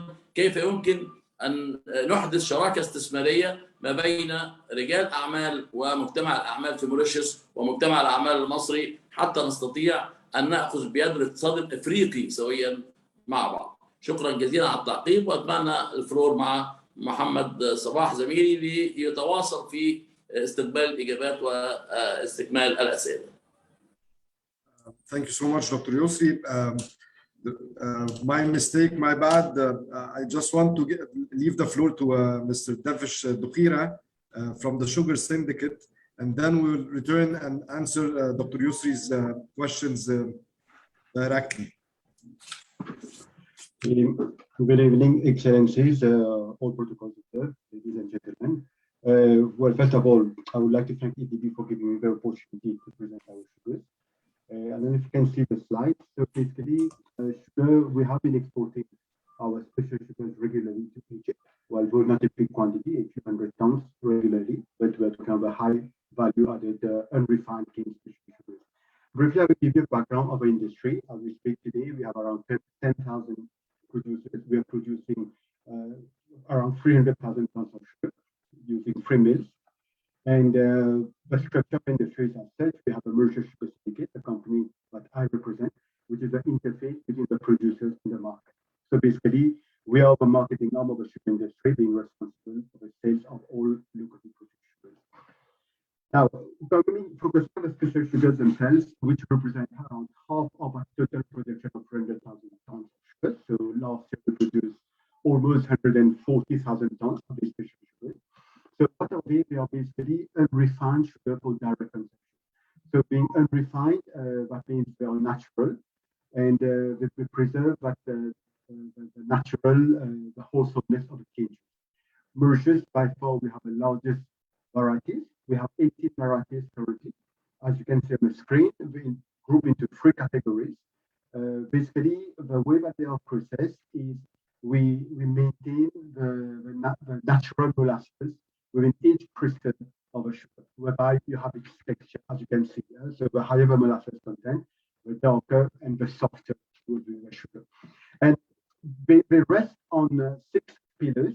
What that makes the difference between these special sugars and other raw sugar available in other countries, or even if you have to compare it with white refined sugar, which is a more commonly used sugar. So basically, the 6 of them, I'll go through them quickly. First of all, it's the wholesomeness. So they are very natural. They are minimally processed sugars. So basically, the process parameters are controlled to ensure, first of all, there is no additive being used, no flavoring, no coloring. So the end product is a really natural product. Secondly, in terms of taste, the fact that they are minimally processed, so that means it preserves that natural taste of a cane juice, and that you can find in the end product, whether you're going to use that sugar in your coffee, in cereal, or in cooking, for cooking purposes. So basically, and it has been renowned in wherever countries where we are selling the sugar. So they do make a difference. They simplify the ingredient listing of industrial products. Thirdly, in terms of health, again, the fact that they are minimally processed, there is no chemical being added, so they retain the minerals, vitamins. The cane from the soil, they have a lot of minerals, but I can show you on this chart. They are rich in calcium, iron, potassium, magnesium, which you will not find in white sugar. And so you can see on the screen the content. And obviously, these sugars in the countries that we are selling them, they are often targeted at the health market segment as well. We have also developed one of the factories in Mauritius called Omnigane, a low GI sugar, so mainly targeted at people suffering from diabetes. So basically, there's a low release of a sucrose, whereby people suffering from diabetes can safely consume these sugars. Otherwise, there's another variety which is very high in antioxidants. So again, very much targeted at health-conscious consumers. Fourthly, the fourth pillar is the traceability. Bearing in mind, we're talking about a product for end consumption, for human consumption. So you have to ensure that it's fully traceable from time of production till it is delivered on the shelf. And likewise, you have all the food safety standards that are in place. So with regular audits. So the 3 factories producing sugars are BRC certified, British Retail Consortium. And then we also have certificates which fit the ethnic market segment worldwide. Like for instance, we have a kosher certificate for a Jewish community. We have a halal certificate. We do export a lot of sugar, at least 10% of the quantities I mentioned being exported to the Middle East. I mentioned about Egypt, but we're also exporting to the UAE, to Oman, to Saudi Arabia. And otherwise, we have certification for sustainability. As you will appreciate, this is an increasing demand of the market to ensure that wherever we are sourcing, the product is being sourced, is being produced in sustainable manner. And the good thing about sugarcane itself, it's a circular economy. So basically, there's no wastage. Whatever byproduct of the sugar of cane is being used, the bagasse is used for production of electricity, molasses is used for ethanol, for alcohol production, and even the byproduct of a refining process, for instance, which goes back to the field for use as fertilizer. And in fact, with the total duration of sugar, bagasse represents around 15% of total sugar, our electricity production being exported to the grid. And Mr. Devish, 1 more minute, sir. Yeah, I'm almost done. So we in that respect, we are negative carbon print. We have a negative carbon print. And the last pillar is inconvenience. As I said, we have the Mauritius Syndicate, the marketing arm of the industry. So basically, it's a one-stop shop that we offer to countries, to buyers worldwide, whereby whatever requirement of sugar they would have, we can go through us and then we provide these sugars accordingly. These are just some names. We are present currently in 55 countries in the world. And this just to show the growth. We used to produce some 60,000 tons some 10 years ago. We've been growing continuously, mainly through market diversification. Today, we're producing, as I mentioned, around 140,000 tons of sugars. And these are the different countries where we are present. So we have a global footprint across 55 countries in Europe, Eastern Europe, China, but someone mentioned earlier about the free trade agreement in China. Maybe have already finalized a deal for 10,000 tons of special sugars. Otherwise, we're present in Africa, in North America. Thank you. I've come to the end of the presentation. So my contact details are underneath. If there's any interest, please do contact us. Thank you. Thank you so much, Mr. Devish. I return back to the question and answers panel very quickly.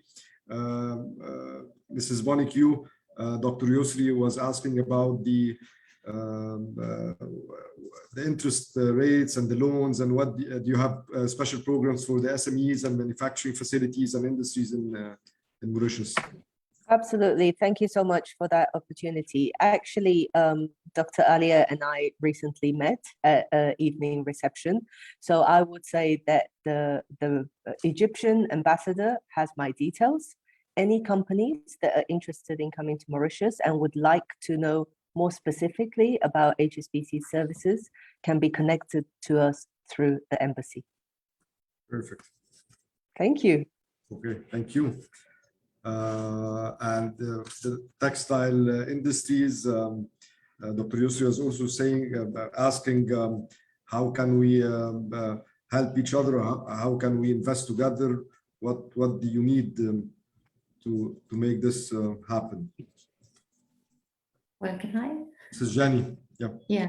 In fact, well, from what I'm thinking is maybe we can make a cluster in between Egypt and Mauritius, because nowadays we are in a pandemic situation. So we can produce medical garments. We have this know-how, how to do it. We can buy the fabric from Africa itself, and we produce it in between Mauritius and also Egypt.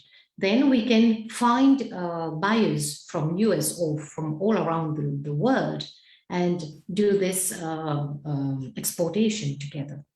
Yeah. Actually, I had a question for you, Mrs. Jenny. Your fabrics and the raw materials, do you get them from inside Mauritius or do you import them? Well, at times, yes, we get from Mauritius, but I'm mostly bringing my yarns at times from China, from India, or from Pakistan, and bring it to Mauritius and do the CMT, like getting other people doing the knitting, the dyeing, and everything for me. But I have my engineer people doing, working on the fabric, because at times we have specific knitting. For example, nowadays I have a client who is looking for cashmere, for cotton cashmere, which is quite new for Mauritius, but we don't have this in Mauritius. And now we need to outsource from other places. So maybe, I don't know whether in Egypt, do you have that in Egypt? Maybe do we have what? Kashmir, you know. Kashmir, yeah. It's Kashmir cotton, but it's completely different, you know. But here in Mauritius, we don't have it. So maybe we can outsource from Egypt. Of course. Yeah. Definitely there will be collaborations. Mr. Muhammad. Yes.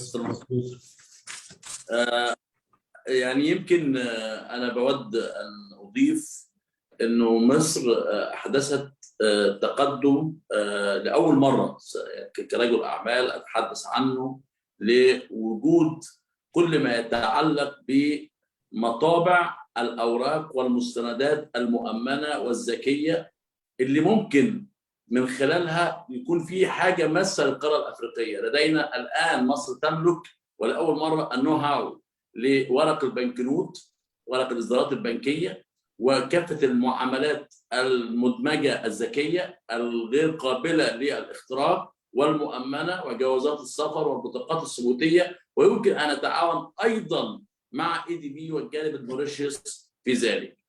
كذلك الأمر اللي أنا عايز أكد عليه إن إحنا عندنا شركات كتير في مجال تقنية المعلومات وتكنولوجيا المعلومات في أمس الحاجة إلى التواصل ووجود شراكة استراتيجية لدعم حاضنات تكنولوجيا الأعمال في مصر وفي القارة الأفريقية. إحنا نظمنا هذا اليوم لموريشيوس حتى نظهر الشركات الموجودة والبنوك الموجودة ومعدلات الاقتصاد والمستثمرين في موريشيوس والسياحة في موريشيوس، وأيضا صناعة السكر. لدينا خبرة طويلة في مصر في صناعة السكر، ويمكن استخدام الخبرات في موريشيوس للدخول لإنتاج السكر لتغطية احتياجات القارة الأفريقية.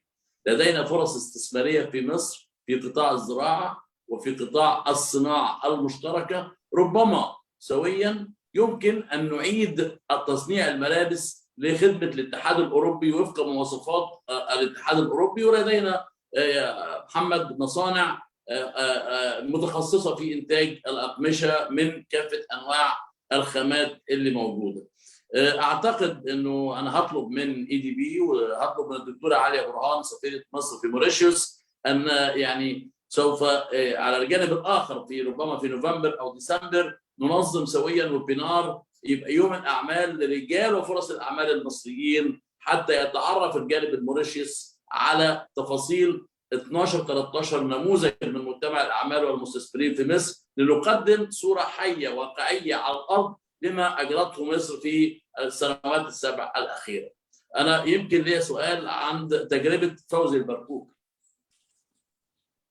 فوزي البركوكي يمكن كثير جدا يسمعوا عن موريشيوس وعن تأسيس الشركات والأوفشور كامبانيز وسهولة استخراج الشركات، يعني احكي لنا سريعا في 2 minutes التجربة، يعني كيف يمكن للدخول إلى موريشيوس والدخول سويا من مصر وموريشيوس إلى القارة الأفريقية. أعتقد أنه غرب أفريقيا إيكواس، مجموعة الإيكواس وأيضا أوغندا، هناك قنوات كثيرة يمكن أن نتواصل معها سويا للقارة الأفريقية. احكي لنا إزاي التجربة سريعا. Okay, سريعا. Actually, I will be responding in Arabic since there is an interpretation, so I will be responding in Arabic. في الحقيقة هي كانت تجربة جميلة جدا، مثمرة جدا. الفكرة إن القرار جه إن إحنا نفتح فرع الشركة في شركة إكسيد في موريشيوس، ويعني الإدارة في شركتنا في مصر تواصلت مع EDB اللي سهلوا لنا جدا المعاملات وادونا معلومات، وكانوا بيتابعوا معنا دائما ان كل الامور ماشيه على كما ينبغي ان تكون. والفكره كمان ان زي ما قلت في الانترفنشن من شويه ان في كواليفايد الايات اللي عامله فيري كواليفايد وبايلينجوال، ودي حاجه مهمه جدا في البيزنس بتاعنا. بالنسبه لتاسيس الشركه اعتقد ان هي الموضوع كان سريع جدا، واعتقد انها من البلاد السهله جدا في ان شركه تفتح وتبدا ريكروتمنت وهايرنج وان هي تستمر في البيزنس بتاعها. في مسانده من EDB قويه جدا، في مسانده من الحكومه قويه جدا، الناس بتحاول تساعد جدا وبترحب بالناس الأجانب وبالاستثمار، والعماله كمان متاحه، واللغه متاحه، والانفراستراكشر اللي محتاجينها متاحه جدا. فاعتقد ان هي بتجعل موريشيوس من البلاد المميزه جدا بالذات في البي بي او اندستري. دكتورة عليا برهان سفرتنا في موريشيوس، يمكن محتاج استوضح منك ويعني ما في جعبتك الحقيبة اللي موجود فيها الفرص الاستثمارية في مصر. يعني انطلقي معنا، قولي لنا كيف يمكن عملية الربط ما بين موريشيوس ورجال أعمال موريشيوس وما يحتاجونه من الجانب المصري.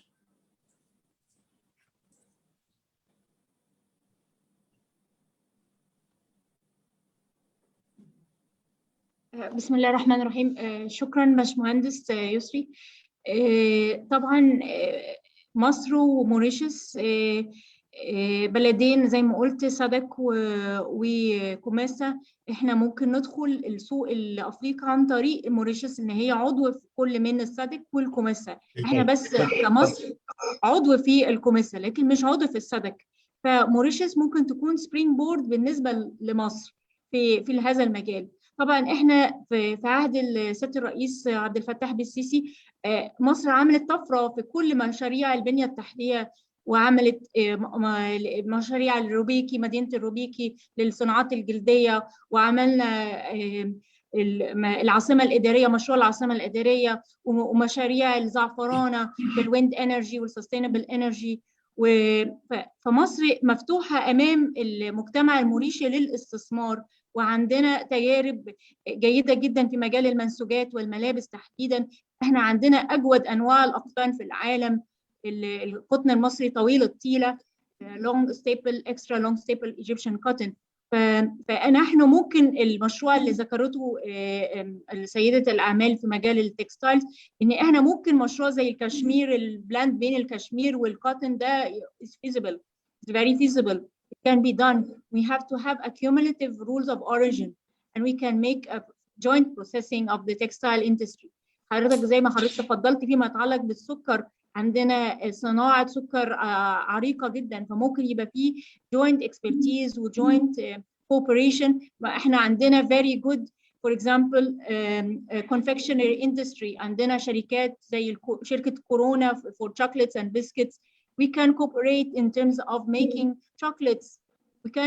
Maybe we can cooperate, have a trilateral project, like for example between Ghana or Cote d'Ivoire. They produce the best types of cocoa, and we have the confectionery industry, and we get the sugar, special sugar from Mauritius for the diabetes. For example, this is a project that I just got the idea for just now. So there is a whole lot of possibilities for cooperation, and the embassy is extending its hand in cooperation. I saw a message on the Q&A board. They are asking about fresh fruits and vegetables. Mauritius sources 40% of its needs from fresh fruits and vegetables from Egypt. It's also started to source cooking oil from Egypt, زيت الطعام. Just recently, Mauritius got 95 tons of cooking oil, soya oil from Egypt. So the sky is the limit. Egypt is an industrial base. It's open. We have export promotion councils that promote all types of products, whether food, whether agriculture, fresh foods, processed food, leather products. We have building materials, furniture. We have a very good, vibrant printing for like letterheads. All the products that can be for syllabuses, for books and copybooks and all of this. Egypt has a very good base for that. Pharmaceuticals. So the sky is the limit. Egypt is an industrial base, and we can cooperate and give expertise to our brothers in Mauritius and in the African continent. شكرا سفيرة، شكرا جزيلا. Mr. Arvand. Yeah, I got one project. My project out of the webinar is to start learning Arabic.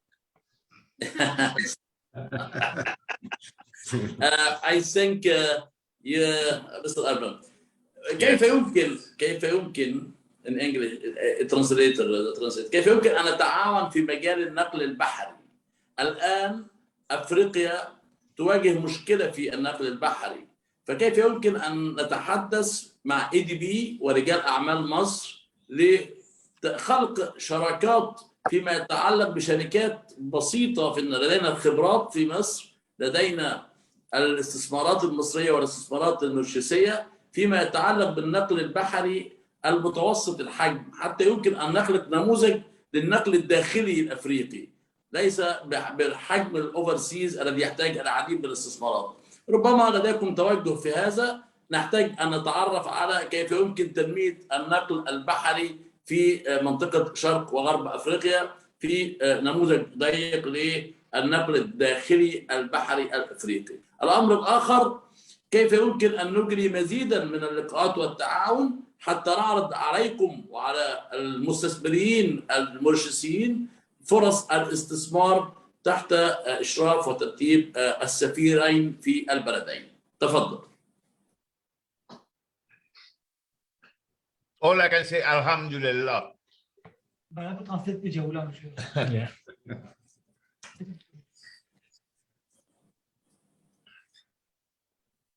So, okay. Answer, please. It seems. Did you get the interpretation? No, we are not getting. No. We are not getting the interpretation. That's what I'm saying. That's why I said. Okay. We can. We will have it. Just Urban, I need to ask about the sea freight. How we can come over a sea freight companies like medium size to make an internally African sea freight that we can help a lot our traders and investors. So how we can come over some business models between businessmen in Egypt and businessmen in Mauritius to come over a new business model for sea freight business, for shipping business, that we can help our traders a lot in all over Africa. Secondly, how we can increase our cooperation in the next future to make one day for EABA and the business people from Egypt to prove and to promote their business and opportunities for Mauritius population under supervision of the ambassadors in Egypt and Mauritius. Yeah, I think what can I can say, there's a lot of business happening in the region, lots of business, and we would highly appreciate any further investment from Egypt or from elsewhere to expand our shipping capacity in terms of freight, especially to the region. You know, if you can get some medium companies to offer all the shipping facilities for the region to enhance this shipping from Mauritius to the whole region, that will be a great thing. And we have been looking for such investment for a long time. You know, this will help the region, first of all, to be able to export intra-trade Africa, to be export at a much lower freight rate than what we have now. So did you think if we can invite the consortium of investment like a fund for the internal shipping, internal African shipping fund, it has to be operated by a consortium of investors, then we can operate a small 5,000 ton or 6,000 ton boat to be moving internally over Africa, that we will help and to facilitate the shipping and increasing the timing and decreasing the cost for shipping. Yes, this will be, in fact, to use a strong term, this will be fantastic, because as you know, because of a pandemic and everything, freight rates have been just going up. Air freights have been just going up, and getting some investment or a consortium of investors, as you said, coming into this field will be very important, not only for Mauritius, but for all of us in the region. Sorry, in fact, I would like to add that Mauritius intends to open a warehouse in Africa. So maybe, we can send our goods there, we can make a group, all Mauritian companies, to send our goods to Africa. We, big warehouse there, And from there, it will be sent to Egypt, which will be easier and mean in terms of freight. Of course. Thank you The very much. most important right now in Mauritius is that issue of connectivity, of shipping. We do have ships, but it's not enough. And we want a competitive freight rates for everybody, not only for Mauritius. And this way, automatically, this will result in an expansion of intra-Africa trade. Thank you, Mr. Arvind. I have three remarks I want to say before the closing remarks of Mr. Vinay. Dr. Sougbir will definitely help in finding distributors for your product and will help in this. Mrs. Alma, your recycling project is, I work in the textiles and I'm in love in, I love anything that is related with the recycling of textiles. So we'll definitely help. And Mrs. Jani, of course, because I work in textiles, will definitely get you the fabric that you need and any other products that we might help with, and we'll do all kinds of cooperation together. Thank you so much, Your Excellencies, Dr. Alia, Burhan, Dr. Gurdhan, and the EBD, all the speakers. Thank you so much for today, and I hope it was a successful panel. And I will leave the floor right now for the closing remarks to Mr. Vinay Goody.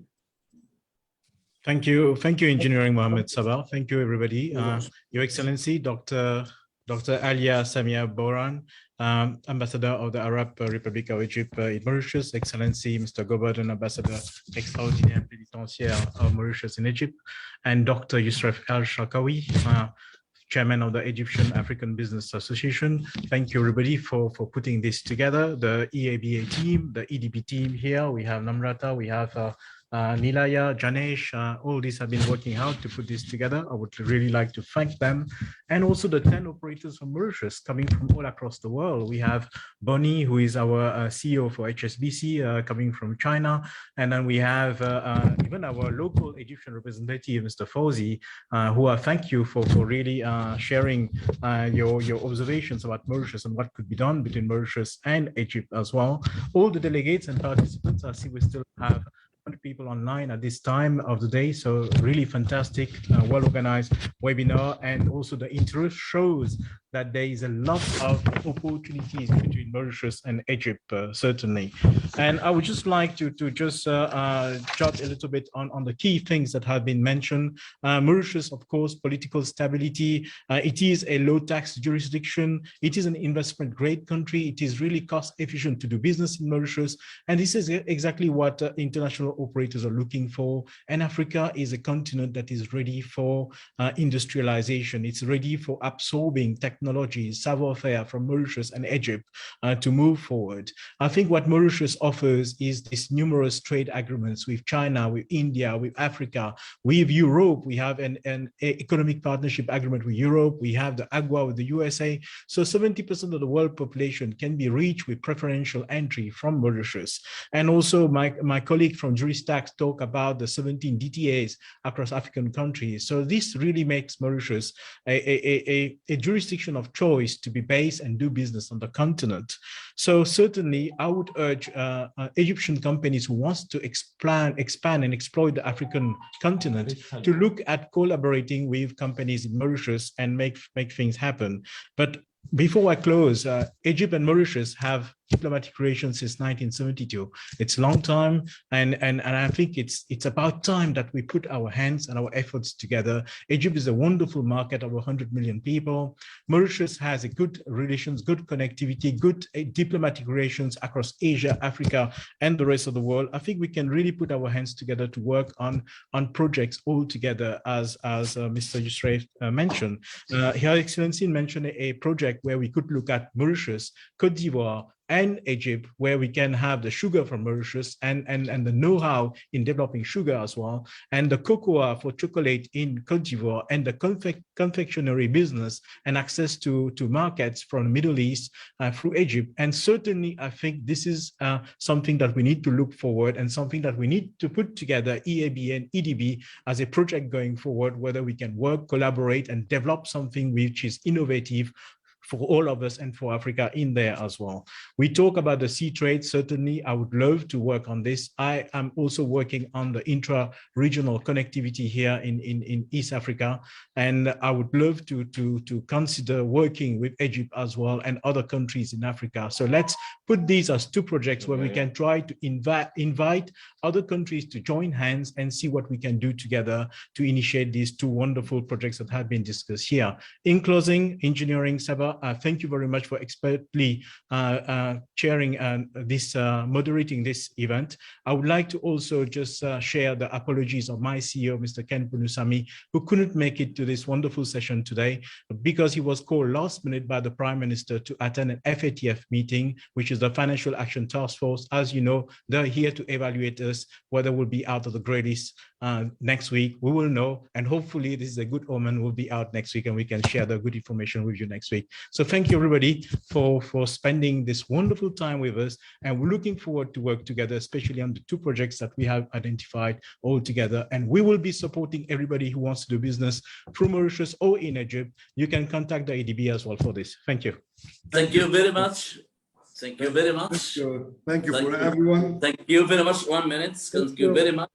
I would like to confirm to all of our speakers, guest speakers, VIP speakers, gentlemen, ladies, we need to confirm that EABA, Egyptian African Business Association, we are from Egypt to all over Africa. We are looking forward to increase the relation between all Africa countries. We will very support to Mauritius to be in a good relationship with Cote d'Ivoire, even with Morocco. We have all our offices in 11 countries, and also we will promote Mauritius. We will be more than happy if we find out that we have a very good relationship, commercial relationship between Morocco and Mauritius, between Ghana and Mauritius, between Egypt and Mauritius. This is our mission. We are Egyptian, but we are serve and put our service the private sectors to support and to help all private sector from Africa to Africa. I keep the floor to finalize with the last words of Dr. Alia Burhan. Thank you, inshallah. Dr. Alia Burhan, Dr. Alia Burhan. Doctor, you have the floor. Thank you very much. Bismillah ar-Rahman ar-Rahim. Thank you so much. It was a pleasure to participate in this very informative and interactive session. Thank you, Mr. Yusri Sharqawi and Mr. Mohammed Sabah, and my counterparts in EDB and my counterpart in Egypt, Mr. Gobin. Hopefully we and the respectable speakers, ladies and gentlemen, all around the world and around the virtual table. It was a pleasure to connect together, and inshallah I will do my utmost to take Egyptian, Mauritian, African bilateral relations to greater heights. This is my job. I'm keen to leave a legacy in this country that we quadruple the trade volume, not just to be in Egypt's favor, but also to increase our imports from Mauritius. And I want to open this vibrant economy in front of the Egyptian cadres. And the government is cooperating a lot with me. They want fishermen, they want bakers, they want engineers, they want infrastructure companies, veterinarians. So all the government is extending their hand in cooperation to me here. And I have the backing of the Egyptian government. I have the backing of the private sector, the export promotion councils. So I'm ready to open the embassy for anyone who wants to do business in Egypt. I don't have a commercial office, unfortunately. I am a two-women-led embassy, but you know, we women, we can do wonders, and we are going to change the world, and we are going to change the face of Egyptian-Mauritian bilateral relations under my tutelage and the wise tutelage of my counterpart in Mauritius. We are going to take it to new heights, And God bless you, everyone. And thank you for the opportunity to participate in this interesting webinar. Thank you. And I'm open to any webinar in the future. Okay. Before we go, I would like to say a big thank you to Dr. Aljan Borhan, and also to our Your Excellency and to our ambassador in Mauritius, of Mauritius in Egypt, Mr. Gordon. And of course, a big thank you to the chairman, Dr. Sharkawi, and all the team in Egypt who has worked very closely with my team here at EDB to make this very successful first seminar. And what is important now, we keep on going. We started very well. We keep on going, so we will be in touch all the time. You will be in touch with us. And let's make it happen together with the Embassy of Egypt in Mauritius, and also our embassy there, and your organization and our organization. And lastly, I want to thank all the speakers from Mauritius. Thank you very much for having kindly accepted to participate in this important event. Thank you. Thank you for EDB. Thank you for all EABA members and all EABA team and all EDB team. Thank you for all our VIP guest speakers, a very successful stories and a very supportive for the very good future in Africa. So I believe in Africa. Yes, Africa we can by industrial and agriculture and sustainable development. Thank you very much for all of you. Thank you for Muhammad Sabah. He's the star of today. Thank you very much. Thank you very much, Mr. Muhammad. All the speakers are the stars. You're all the stars. Thank you so much. It was a pleasure. Thank you very much. Thank you. Thank you so much. Okay. Bye-bye. Bye. Bye-bye. Mr. Barkouki, thank you. Thank you. Bye.